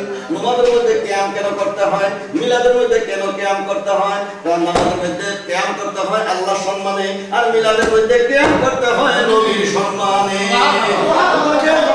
দেখো না, তেমনি ভাবে নবীকেও দেখো না, যেমনি ভাবে খোদার নামের সম্মানে কিয়াম করা লাগে, তেমনি ভাবে আমার নবীর নামের সম্মানেও কিয়াম করা লাগবে। যারা বলে যে দেখি না কেন কিয়াম করবো, তাদেরকে আমি বলবো তুমি খোদারও দেখো না, নামাজ কেন? জবাব দাও, কিতাব দিয়ে জবাব তুমি পরে। আগে তোমার মাথাটা ভেঙে দিব কথা দিয়া, যুক্তি দিয়া। আসো দেখি তুমি কোন যুক্তি বলা আসছো। কি জানো, সম্মান করতে হলে দেখার কোনো দরকার নাই। লাইফের জিনিসেরও সম্মান করে কিনা? পতাকার কি লাইফ আছে? বাংলাদেশের পতাকার লাইফ নাই, কিন্তু ওর থেকে সম্মান করে। আমার সোনার বাংলা, এটার কি লাইফ আছে? এটা কি কোনো মুসলমানের? সেটাও না। কিন্তু এটা যখন সোনার বাংলা, আমি তোমায় ভালোবাসি, এটা জাতীয় প্রতীক যখন হয়ে গেছে, তখন তার সম্মান হয়ে গেছে, কেউ বসে থাকতে পারবে না। এই জাতীয় সঙ্গীতের সম্মানে এবং পতাকার সম্মানে দাঁড়াইতে হবে, সেখানে কোনো মশলা দিলে কাজ হবে না।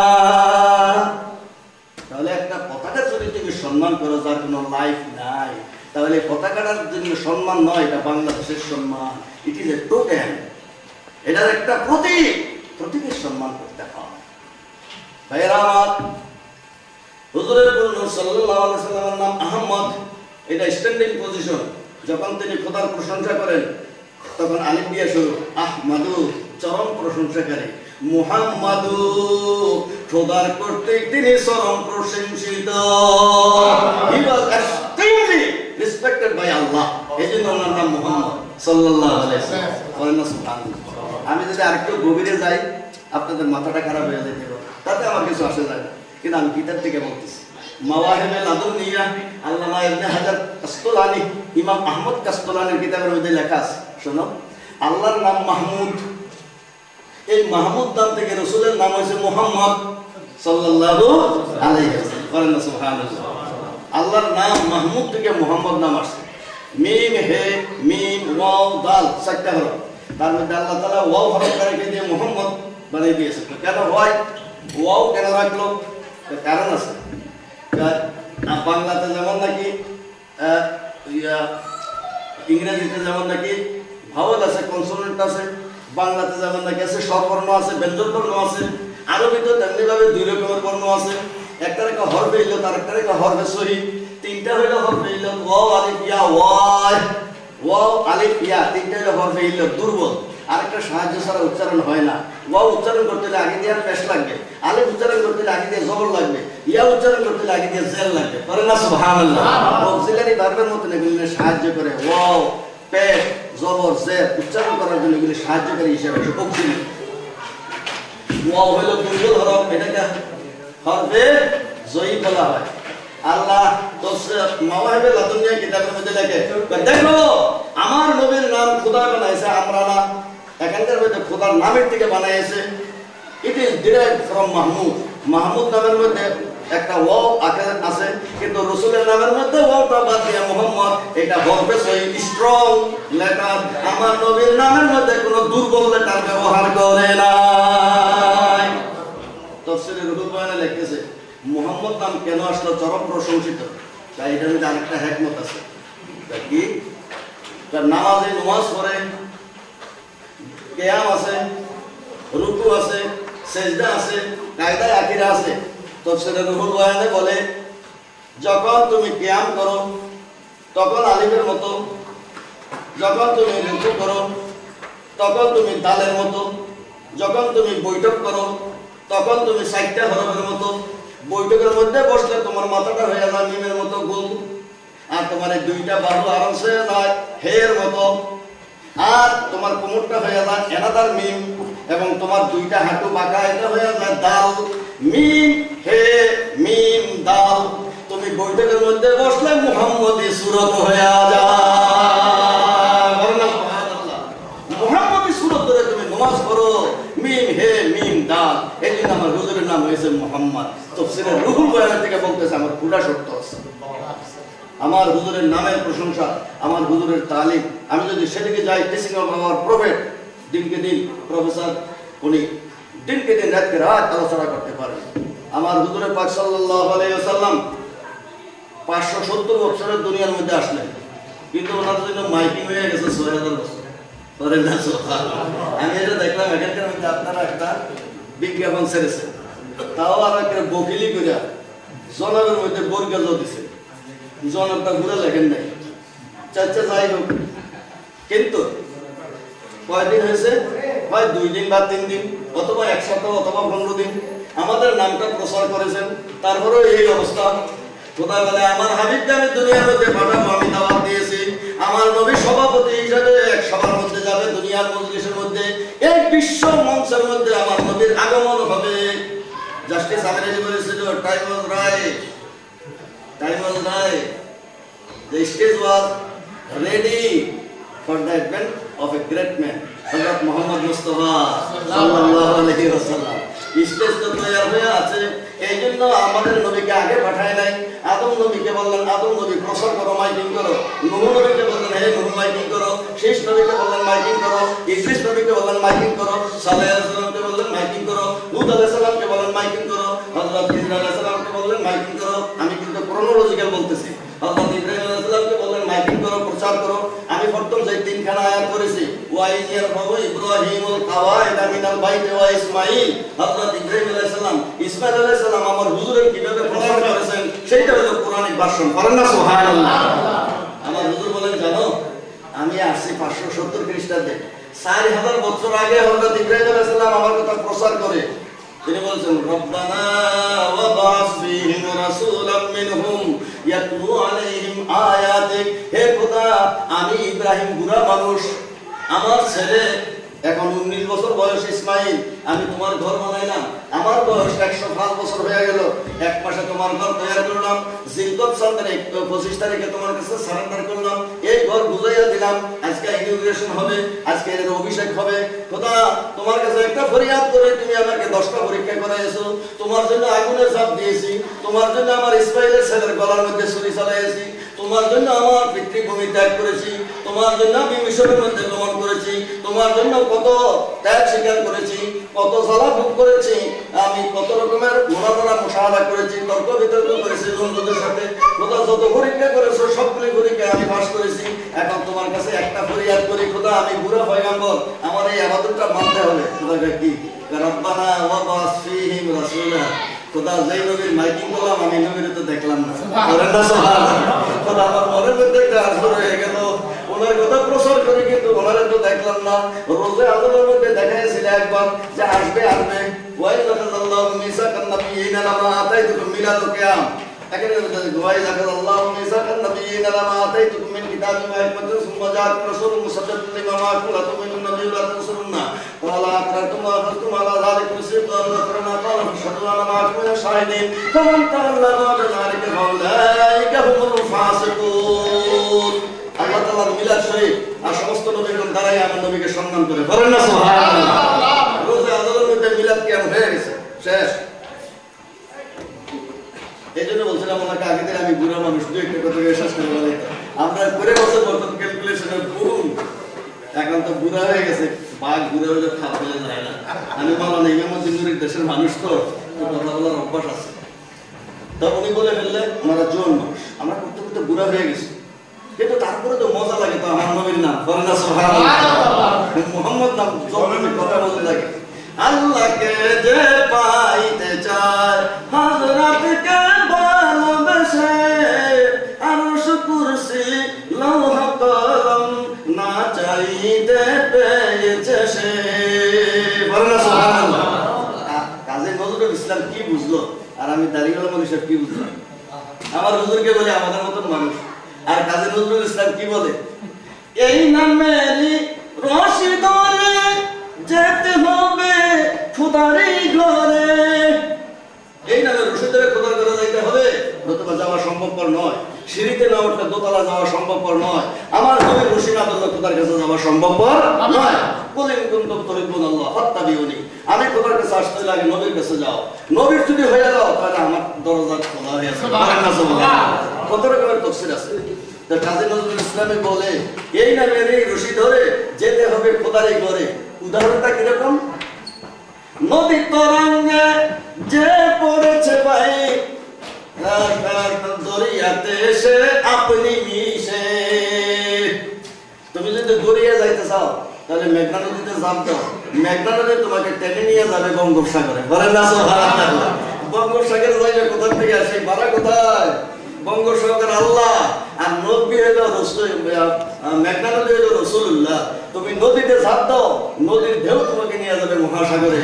আমার খোদার কাছে যদি যেতে চাও তাহলে নদীর মধ্যে তুমি ঝাঁপ দিয়ে দাও, নবীর সুন্নত মানো, নবীর মেসওয়াক করো, নবীর আদব রক্ষা করো, খানা খাইতে নবীকে অনুসরণ করো, ব্যবসা করতে নবীকে অনুসরণ করো, কাপড় পরতে নবীকে অনুসরণ করো, ব্যবসা করতে নবীকে অনুসরণ করো, রাজ্য শাসন করতে নবীকে অনুসরণ করো, টিচার হিসাবে নবীকে অনুসরণ করো, তোমার স্বামী হিসাবে নবীকে অনুসরণ করো, সন্তানের বিষয় হিসাবে নবীর আদর্শ তুমি মানো, নবীর পাড়া প্রতিবেশীর মধ্যে আমার ব্যবহার করতে আমার নবীকে মানো।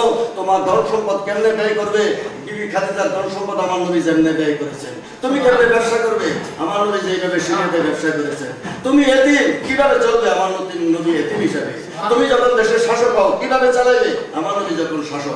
তখন যখন তুমি প্রজা হবে তখন কিভাবে আমার নবীর মতন অত্যাচার সহ্য করবে, বলেন না সুবহানাল্লাহ। যখন তোমার সুযোগ নাই মুক্তি জীবনের মধ্যে অত্যাচার সহ্য করতে হবে। যখন মদিনাতে গেলা শক্তি হয়ে গেল, দাঁড়িয়ে যাও, পাল্টে গেল, যে মক্কায় তোমাকে বের করে দিয়েছে সেই মক্কাকে প্রধানত করে দাও, বলেন না সুবহানাল্লাহ। সবই তো আছে আমার নবীর কাছে। এক দোকানের মধ্যে সুই থেকে আরম্ভ করে একেবারে রাষ্ট্র পর্যন্ত সব পাওয়া যায়। ডিপার্টমেন্টাল স্টোর, এক দোকানে সব পাইলে 14 দোকানে কে যায়? হ্যাঁ, তুমি অর্থনীতির জন্য যাও কারণ মার্কসের জন্য, আর শাসনের জন্য চলে যাও তুমি রুজভেল্টের কাছে, আর সেনাপতিত্ব করতে গেলে যাও তুমি নেপোলিয়নের কাছে, আর সোশ্যালিজমের জন্য যাও তুমি সাদা বন্দুকের কাছে, লাল বন্দুকের কাছে। দুনিয়াদারি সবাই মনে মানলা, দুদিন ধরে তো তারা লাথি মারবে। যে আমেরিকার কাছ থেকে তুমি সাদ্দাম অস্ত্র নিয়ে আসছিলে ইরানের বিরুদ্ধে, সেই আমেরিকাই তোমার গলা টিপে ধরে তোমার এখান থেকে মুক্ত করে দিল। যে সৌদি আরব তুমি মানছো আমেরিকায় তোমার তেল সম্পদ সম্পূর্ণ দিয়ে দিছো, সেই আমেরিকাই এখন তোমার রাজতন্ত্র খতম করে দিবে, টুকরা টুকরা করে দিবে। লেখে রাখো স্বর্ণের পাতের মধ্যে। আমরা হিস্ট্রি ছাত্র জানি 100 বছর পরে কি হয়, 75 বছর পরে কি হয়। মুকদ্দমা ইবনে খলদুন আমাদের ছোট মুখস্থ আছে। 75 বছর হয়ে গেছে, রাজতন্ত্র ইসলামে জায়েজ নাই, 100 বছর পুরা হবে না। এর আগে দিয়ে সৌদি আরবের পতন হইয়া যাবে। এবার শত্রুর মাধ্যমে হোক আর দুষ্টের মাধ্যমে, আমার নবীকে তোমরা অনুসরণ করো। আমার মায়েরা বিবি খাদিজাকে অনুসরণ করে, হযরত উম্মে সালমাকে অনুসরণ করে, হযরত বিবি ফাতেমাকে অনুসরণ করে। করেন না সুবহানাল্লাহ? আপনারা তো আল্লাহ দিলে এখানকার মধ্যে যে জলুসে আছে খুবই ভালো আছে, কিন্তু আমার মা ফাতেমার মতন করে মোদী বিষয় কোন থেকে এসে মোদী বিষয় বহু কাছ থেকে ভালো ছিল। মা ফাতেমার অবস্থা কি? আপনারা হযরত আলী বলে, ফাতেমা গো, আমার কোনো খাদেম নাই, আমি রশি দিয়ে পানি উঠাইতে উঠাইতে আমার হাতের মধ্যে ফোসকা ফুটে গেছে, তোমার আব্বার কাছে যাইয়া বলো একটা খাদেম দিতে। বিবি ফাতেমাকে, স্বামী গো, আমিও তো চাকরি ঘুরাইতে ঘুরাইতে আমার হাতের মধ্যে ফোসকা উঠে গেছে। বিবি ফাতেমা যাই বলে, আব্বা খান, আপনার আমার এই অবস্থা, আমার এই অবস্থা, হুজুর এই যুদ্ধ বন্দীদের মধ্যে কেউ থাকলে একটা খাদেম দিয়ে দেন। হুজুরে বলে, মা ফাতেমা গো, এখন মদিনার মধ্যে যারা এতিম মিসকিন আছে তাদের পুনর্বাসনের কোনো ব্যবস্থা করতে পারি নাই, তাদের পুনর্বাসনের আগে তোমাকে আমি কোনো খাদেম দিতে পারবো না, তোমার একটা খাদেম দিয়ে দিলাম। প্রত্যেক নামাজের পরে বড় সুবহানাল্লাহ 33 বার, আলহামদুলিল্লাহ বড় 33 বার, আল্লাহু আকবার বড় 34 বার। এই 100 বার এই তাসবিহ পড়লে তোমাদের আর খাদেমের কথা মনে থাকবে না। পড়ে না এরকম কষ্ট করে তোমরা চলে গেছে। আমার হুজুর বললেন, আমরা দুনিয়ার আদর্শ। ফাতেমা, তুমি যদি সুখে কাটাও তাহলে মানুষে কি বলবে? নবীর মেয়ে এত এত সম্পদ নিয়ে চলছে। হযরত জাবেরের ছেলেরা হুজুর জিন্দা করে ফেলে, নিজের নাতি শহীদ হয়ে যায়, হুজুর কিচ্ছু বলে না কেন? যে নবী জাবেরের 2 ছেলেকে জিন্দা করতে পারে, সেই নবী নিজের নাতির কেন রক্ষা করে না? বিভিন্ন রকমের ব্যাখ্যা করে, যারা ব্যাখ্যা করে তারা বিপদগামী। সেখানকার মধ্যে হাদিস শরীফের মধ্যে লেখা, রাসূলুল্লাহ সাল্লাল্লাহু আলাইহি ওয়াসাল্লাম আল্লাম আযাল আলতাকাত দামা হুসাইন ইলা ইয়াউমিল কিয়ামা ওয়া আরফা ইলা আল্লাহ ইয়াউমাল কিয়ামা। হুজুরে বলেন, আমার নাতি যখন কারবালার মধ্যে শহীদ হলো, তখন আমি রওজা মুবারকের থেকে গিয়ে আমার নাতির রক্ত ধরে শিশির মধ্যে আমি ডিপোজিট করে রেখেছি। সহি, আমার হুজুর জিন্দা নবী, আমার হুজুর একটা টাইম সব জায়গায় প্রেজেন্ট হইতে পারে। হুজুরে বলেন, আমি গেলাম, সেখানের মধ্যে গিয়ে আমি রক্তগুলি নিয়ে আসলাম। হযরত আব্দুল্লাহ ইবনে আব্বাসকে স্বপ্নের মধ্যে বলে দিলেন, হযরত উম্মে সালমাকে বলে দিলেন, এই দেখো শিশির মধ্যে রক্ত, এটা হলো দমে হুসাইন, হুসাইনের রক্ত। তো কি জন্য হুজুর? রক্ত রাখতে হলে তো ব্লাড ব্যাংক লাগে। হুজুর আপনার কাছে ব্লাড ব্যাংক আছে কিনা? হুজুর আমার কাছে ব্লাড ব্যাংক আছে, ওষুধও আছে, আমি সবকিছু, আমি ডাক্তার, আমি হাসপাতাল, আমি ওষুধ, আমি সবকিছু। বলেন না সুবহানাল্লাহ? তোমাদের ডাক্তার আলাদা, প্রেসক্রিপশন আলাদা, ফি আলাদা, ওষুধ আলাদা, কিন্তু আমি সবাই হাসপাতাল বললে আমি, ওষুধও আমি, ডাক্তারও আমি, প্রেসক্রিপশনও আমি, মেডিসিন বলো, প্রিজারভেশন সবই আমি। হুজুরে বলে, এই রক্তটারে আমি রেখে দিলাম, কাল হাসরের দিনে খোদার কাছে যাই বলবো, খোদা আমি আরাম চাই নাই, আমার নাতি শহীদ হয়ে গেছে, খোদা আমার নাতির রক্তের বদলে আমার গুনাহগার উম্মতকে maaf করে দাও। আমিন ওয়া আখিরু দাওয়ানা আলহামদুলিল্লাহি রাব্বিল আলামিন। আসসালামু আলাইকুম ওয়া রাহমাতুল্লাহি ওয়া বারাকাতুহু। আমার স্নেহের বাতেন কলেজের প্রফেসর আতাউর রহমান সাহেব, যেহেতু ওনারা শিক্ষিত মানুষ, ওনারা অনেক রিসার্চের বই লিখেছে, ওনার কাছে যদি কোনো রিসার্চের বই থাকে ইসলামিক হিস্ট্রি সংগ্রহ করে নেবেন। আমি কিন্তু সোমবার 14টা বই আমি নিজে পাবলিশ করেছি, কোনো মানুষের থেকে আমি সহায়তা নেইনি। বাপদাদা সম্পত্তি দিয়ে 14টা বই পাবলিশ করেছি, এখন 9টা চলে। 3টা বই নিয়ে এসেছি এখানে, বিশেষ প্রয়োজন। একটা হলো নবী করিম সাল্লাল্লাহু আলাইহি ওয়াসাল্লামের লাইফ হিস্ট্রি, অ্যানালাইটিক্যাল, হুজুরের প্রত্যেকটা ঘটনা, 63টা বছর, 63টা ঘটনা এর মধ্যে অ্যানালাইসিস সহকারে আছে। আরেকটা হয়েছে আকায়েদুল মাসাইল, আরেকটা হচ্ছে মিলাদুল কিয়াম। আমি মনে করি সেই 3টা এই দেশের মধ্যে প্রয়োজন হইতে পারে। যদি কারো মনে চায় করে দেয়া এই মাহফিলের পরে, এর মধ্যে বেশি না, আমার দেশের দামি দাম, যেহেতু আমার নামতে কাস্টম লাগে নাই, কিছু লাগে নাই, 150, এই 3টার একটা। আমার এখানে 10 সেট আছে, 10 সেট আছে। আমরা 50 করোনা নিয়ে বলে আপনাদের এটা করোনা 50 করোনা দিলে এই তিনটা একটা সেট পাওয়া যাবে। পরে পরে এটা আমার বড় কথা নয়, এটা শুধু মশলা জানার জন্য আর কি। আর যদি কেউ নাও দেয় তবু আমি মনে করি এটা আমার নিজের জিনিস, আমি ইচ্ছা করলে আমি মানটা দিয়ে দেবো। কিন্তু এখানে মধ্যে প্রয়োজন আছে, আপনারা পড়বেন, দেখবেন, যদি এটা কোনো জ্ঞান থাকে, হাদিস কোরআন যদি থাকে, কোটেশন যদি থাকে, রেফারেন্স যদি থাকে, সত্যতা যদি থাকে, আপনারা সেটা অনুসরণ করবেন। আল্লাহ যেন তৌফিক দান করেন, আমিন। আমি হয়তো সময়টা একটু বেশি নিয়ে ফেললাম, সেই জন্য আমি কিন্তু আমার মনে চায় যে এগুলি এমন কিছু কথাবার্তা আছে যেগুলি আপনারা জানেন না। এখন আপনাদের সম্পর্কে বয়ান রাখবেন বাংলাদেশ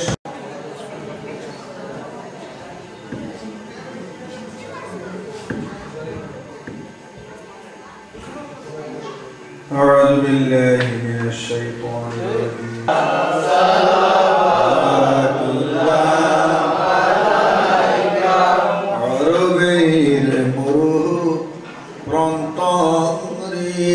পাঠালেন প্রভু আপনাকে আব্দুল্লাহর জীর্ণ কুটিরে আমিনা মায়ের উদরে নবী সালাম আলাইকা ইয়া রাসূল সালাম আলাইকা ইয়া হাবিব সালাম আলাইকা সালাওয়াতুল্লাহ আলাইকা দিলো আল্লাহর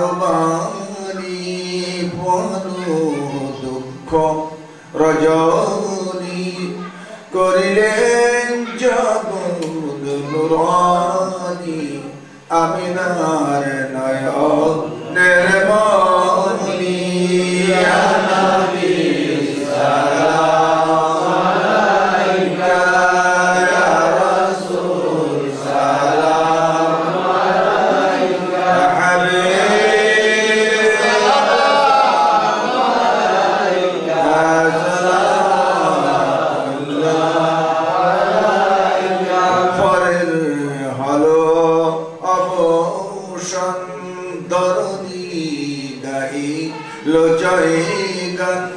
পালাইল ইবলিস শয়তান আনিলেন সত্যের আহ্বান ইয়া নবী সালাম আলাইকা ইয়া রাসূল সালাম আলাইকা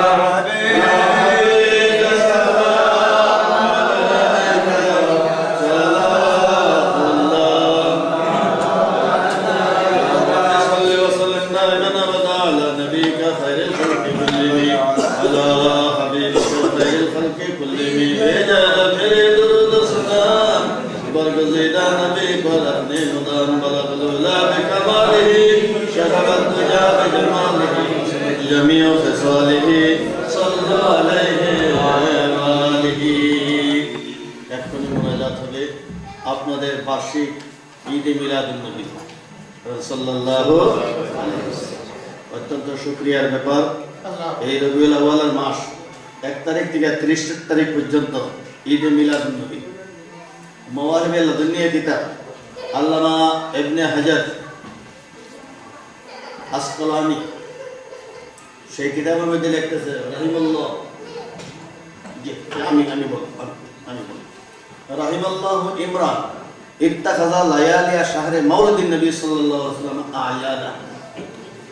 আল্লাহ ওই বান্দার উপরে রহমত নাযিল করেন যেই বান্দা রবিউল আউয়াল মাসের 1 তারিখ থেকে 30 তারিখ পর্যন্ত সমস্ত রাত্রিগুলি এবং দিনগুলিকে ঈদের দিনে পরিণত করে।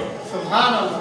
এই জন্য ঈদে মিলাদুন নবী, আমি অথেন্টিসিটি দিয়ে বলতেছি, ঈদে মিলাদুন নবী এটা কিতাবের কথা। এই ছোট্ট ঈদ ও মিলাদের বিধান, এটা পৃথিবীর মধ্যে যত দলিল আছে সবচেয়ে বড় বড় দলিল যেখানে আছে সবগুলি আমার এখানের মধ্যে সংগৃহীত আছে, এর উপর আর কোনো দলিল নেই।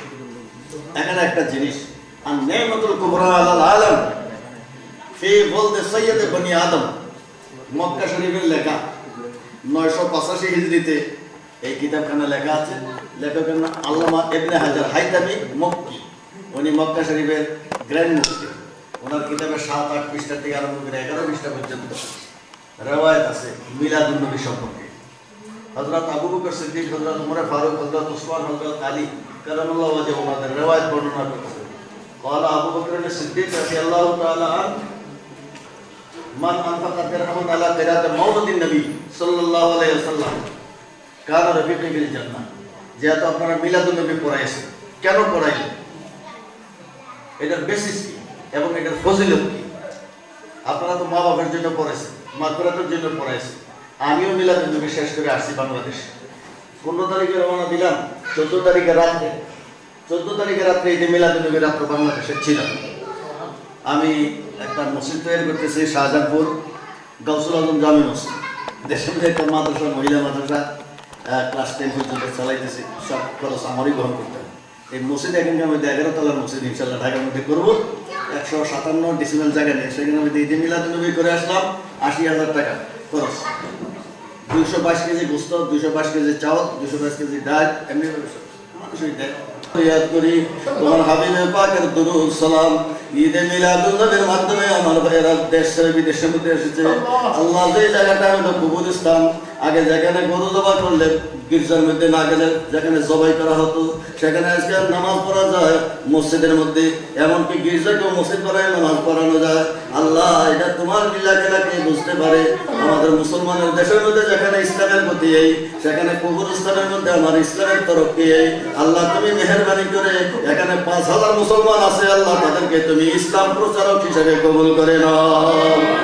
আল্লাহ আগের দিনে মক্কা শরীফ থেকে, ইরান থেকে, তেহরান থেকে, আফগানিস্তান থেকে, বিভিন্ন জায়গা থেকে বাংলাদেশে গিয়ে ইসলাম প্রচার করেছে। তাদের মাজার হয়ে গেছে, তারা বুজুর্গ হিসাবে গণ্য হয়েছে। আল্লাহ যে এরা বাংলাদেশে চাকরির উদ্দেশ্যে এসেছেন, আল্লাহ উপার্জন তালাশ করতে আসেছেন, অর্থ উপার্জনের জন্য আসছে। তারা যদি নিয়ত করে এখানকার মধ্যে একজনেরও যদি ইসলাম শিক্ষা দিতে পারি, এখানকার মধ্যে ইসলামী আদর্শ যদি আমি দেখাইতে পারি, এই আদর্শ ফলো করে একজনও যদি মুসলমান হয়ে যায়, তাহলে সে গাজী হিসেবে তোমার দরবারে পরিগণিত হবে। আল্লাহ তুমি মেহেরবানি করে এক কাজে 2 কাজ করাইয়া দিও। চাকরি করতে আসছে তাদেরকে মুজাহিদ বানাইয়া দিও। আল্লাহ ইসলামের ধর্ম প্রচারক হিসেবে কবুল করো। আমার দয়াল নবীকে উপলক্ষ না করলে নিজের বাহাদুরি দিয়ে কাজ হবে না। আল্লাহ কোরআনে বলে ওয়াইজা সালাকা ইবাদি আন্নী ফাইন্নী করিব। হে রাসূল, আপনার কাছে যখন যাই আমার কথা জিজ্ঞাসা করে তখন আমি কাছে, আপনার কাছে না গেলে আমি অনেক দূরে। আমি খোদার কেউ দেখা পাবে না, আপনি মাধ্যম। আপনাকে ছাড়া আমি খোদার কাছে পৌঁছানো সম্ভবপর হবে না। আমাইয়ুতে রাসূল ফাকাদ আল্লাহ। ইয়া আল্লাহ, তোমার প্যারা হাবিবের আমরা মিলাদ শরীফের ইন্তজাম করেছি। আমার শরীফ মুসলমান ভাইয়েরা এর মধ্যে মিলাদ শরীফের ইন্তজাম করেছি। বাংলাদেশের পরিবেশ আছে, এই দেশে পরিবেশ নাই। কত দূরের থেকে এখানকার মধ্যে এই মাহফিলের মধ্যে উপস্থিত। আমরা বাংলাদেশের মধ্যে 1 মাইল দূরের থেকে মানুষ আসতে পারে না। আল্লাহ তুমি মেহেরবানি করে আমার এই ভাইদের আসা যাওয়ার প্রত্যেক কদমের স্টেপকে তুমি কবুল করে নাও। আল্লাহ তোমার দরবারে একটা ফরিয়াদ করি, তোমার নবীকে সম্মান দেখাইছে। আল্লাহ তোমার নবীকে একটা সম্মান দেখাইছিল। আবু লাহাব একজন কাফের, নবী হিসাবে নয়, ভাতিজা হিসাবে। যখন রাসূলুল্লাহ পয়দা হলেন তখন আবু লাহাব তার বান্দি সুহাইবাকে আযাদ করে দিয়েছিল। এই জন্য আবু লাহাবের অবস্থাটা কবরের মধ্যে সে যদিও দুজকি, কিন্তু 7 দিনের মধ্যে প্রত্যেক সোমবার তার কবর আযাব মাফ হয়ে যায়। আল্লাহ তোমার কাছে ফরিয়াদ করে, এটা তো বুখারী শরীফের হাদিস। আল্লাহ যদি একজন কাফের নবীকে নবী হিসাবে নয়, ভাতিজা হিসাবে যদি সম্মান করে, রহমতুল লিল আলামিনের রহমত থেকে আল্লাহ বঞ্চিত করে না। আমরা তো মুমিন ইমানদার। আল্লাহ এই ঈদে মিলাদুন নবী বিধানের মধ্যে আমি লিখে রেখেছি সেই হাদিস কেনা। আল্লাহ তাহলে মুমিন যারা মুওয়াহহিদ আমার নবীর জন্মের খুশি পালন করে, আল্লাহ তোমার কাছে ফরিয়াদ করি তাদের সপ্তাহে 7 দিনের কবর আযাব মাফ করে দিও। আল্লাহ তোমার কাছে ফরিয়াদ করি যে ভাইয়েরা টাকা দিয়ে পয়সা দিয়ে আমার নবীর নামে এই মিলাদুন নবীর আয়োজন করেছেন, আল্লাহ হযরত আব্দুল্লাহ ইবনে আব্বাস রাদিয়াল্লাহু তাআলা আনহু প্রত্যেক রবিউল আউয়ালের 12 তারিখে একটা লাল উট দিয়ে তিনি জিয়াফত দান করতেন। হযরত আব্দুল্লাহ ইবনে Abbas used to sacrifice a red camel on the birthday of the prophet sallallahu alayhi wa sallam. আল্লাহ riwayat-এর মধ্যে পাওয়া যায় সাহাবায়ে কেরাম আমার হুজুরের জন্মদিবস পালন করেছেন, জিয়াফত দিয়েছেন, মানুষকে খাওয়াইছেন।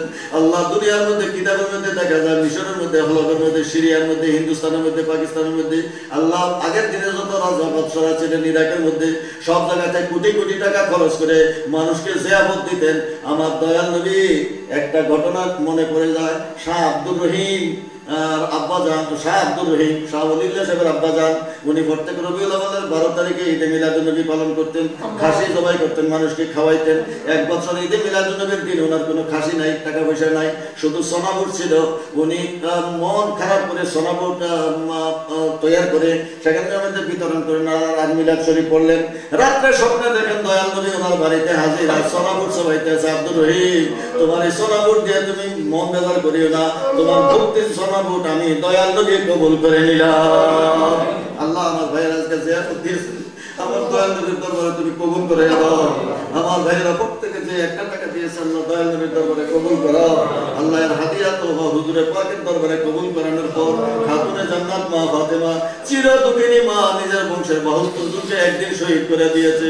হযরত ইব্রাহিম আলাইহিস সালাম নিজের এক ছেলেকে কুরবান করেছে, আর দিনের জন্য মা ফাতেমা 72 জন সন্তানকে একদিন কুরবানি দিয়ে দিয়েছে। আল্লাহ সেই চির দুঃখিনী মা ফাতেমার রূহে পাকের সওয়াব পৌঁছে দেওয়া আল্লাহ। দিন ইসলামকে জিন্দা রাখার জন্য শহীদানে কারবালা নিজের জান জীবন কারবালার মধ্যে শাহাদাত বরণ করেছেন। খাদিজাতুল কুবরা মক্কা শরীফের মধ্যে, আমার দয়াল নবী মদিনা শরীফের মধ্যে, খাতুনে জান্নাত জান্নাতুল বাকির মধ্যে, হযরত আলী নজবে আশরাফের মধ্যে, ইমাম হুসাইন কারবালার মধ্যে। নবীর বংশ কেউ এক জায়গাতে থাকতে পারে নাই, পার্সোনাল মকবরাতে নাই, এক একজন এক এক জায়গার মধ্যে দিন ইসলামের জন্য কে কোথায় আছে তার কোনো ঠিকানা নাই। আল্লাহ আমার দয়াল নবীর বংশধর যে যেখানে আছে ওনাদের রূহে পাকে সওয়াব পৌঁছাইয়া দাও। আল্লাহ পিরানে পীর দস্তগীর মাহবুবে সুবহানী কুতুব রব্বানী হাইকেলে নুরানি গাউসে সমদানি পীর লাসানি হযরত শেখ সৈয়দ মীর মুহিউদ্দিন আব্দুল কাদের জিলানী খাজা খাজাগান করে নওয়াজ বান্দা নওয়াজ আতা রাসূল খাজা মুঈনুদ্দিন চিশতি আজমিরি হযরত শাহজালাল মুজাদ্দিদ ইবনে শাহ বাহাউদ্দিন শামসুল বুখারী মুজাদ্দিদ আল-গাসানি আমাদের সালাম নিবারক হযরত তামাম শাহবাদুর শামসুল্লাহ শাসনুল নিমুল মিসকি সাহেব ইবনে শাকাতুল শাহ বদর শাহ আল-তারশা হযরত খান জামানি হযরত আদম শহীদ হযরত খাজা শরফুদ্দিন শাহ আলী বাগদাদি হযরত কুতুবউদ্দিন বক্তের কাকি নিজামউদ্দিন আউলিয়া শেখ ফরিদউদ্দিন মাসউদ শেখ ফরিদউদ্দিন আত্তার হযরত দাতা কুতুবুশ লাহোরী সুলতান বাহিদ ইসলামী আমাদের পীর মুর্শিদ উস্তাদ শ্বশুর শাশুড়ি মা বাপ দাদা দাদি নানা নানি যে কবরে শুয়ে আছে আল্লাহ ওনাদের রূহে পাকে মিলাদ শরীফের হাদিয়া পৌঁছাইয়া দিও। আল্লাহ মা বাবার কবর ছেড়ে বিদেশে আছে, মায়ের কথা মনে পড়ে, বাবার কথা মনে পড়ে, কিন্তু সময় মতো যেতে পারে না। আল্লাহ দুনিয়ার তাগিদে এসেছে, কিন্তু মায়ের জন্য ফরান কান্দে, বাবার জন্য ফরান কান্দে। আমি আসবার সময় এক বাপ আমার কাছে চিঠি দিয়েছে, হুজুর আমার ছেলেকে একটা টেলিফোন করে দিন, আপনার সঙ্গে দেখা করবে। বাপ সবসময় ছেলের জন্য কান্দে, ছেলে এখানে থেকে বাবার জন্য কান্দে। আল্লাহ যারা ইন্তেকাল হয়ে গেছে ওনাদেরকে তুমি জান্নাত নসিব করে দিও। আল্লাহ ওনাদের এই উপার্জনের থেকে হালাল পথে খরচ করেছে, আল্লাহ তুমি দয়াল নবীর রহমত ও ফয়েজ বরকত নসিব করে দিও। আল্লাহ ওনাদের মুসিবত তুমি দূর করে দাও, পেরেশানি দূর করে দাও, কামাই রোজগারের মধ্যে আরো বরকত দান করে দাও। যারা বেকার আছে আল্লাহ তাদের কর্মসংস্থান করে দাও। আল্লাহ অনেকে অনেক অসুবিধায় পড়ে গেছে, আল্লাহ একটু পেট পালবার জন্য, মা বাপকে একটু খেদমত করার জন্য, অবস্থাকে একটু ভালো করার জন্য আল্লাহ তোমার দরবারে ফরিয়াদ চাই, ওনাদের অবস্থা তুমি ভালো করে দাও, ওনাদের মুসিবত তুমি দূর করে দাও। আল্লাহ ভিসার ব্যবস্থা করে দাও, তোমার দরবারে ফরিয়াদ করে ওনাদের ছেলে মেয়েরা ভবিষ্যৎ জীবনে এখানে থেকে যাবে, ওনারা ভয় করতেছে, কিন্তু আল্লাহ তোমার তো কুদরত আছে, তুমি ইচ্ছা করলে ওনাদের সন্তানদেরকে আল্লাহ ধর্ম প্রচারক বানাইয়া দিও।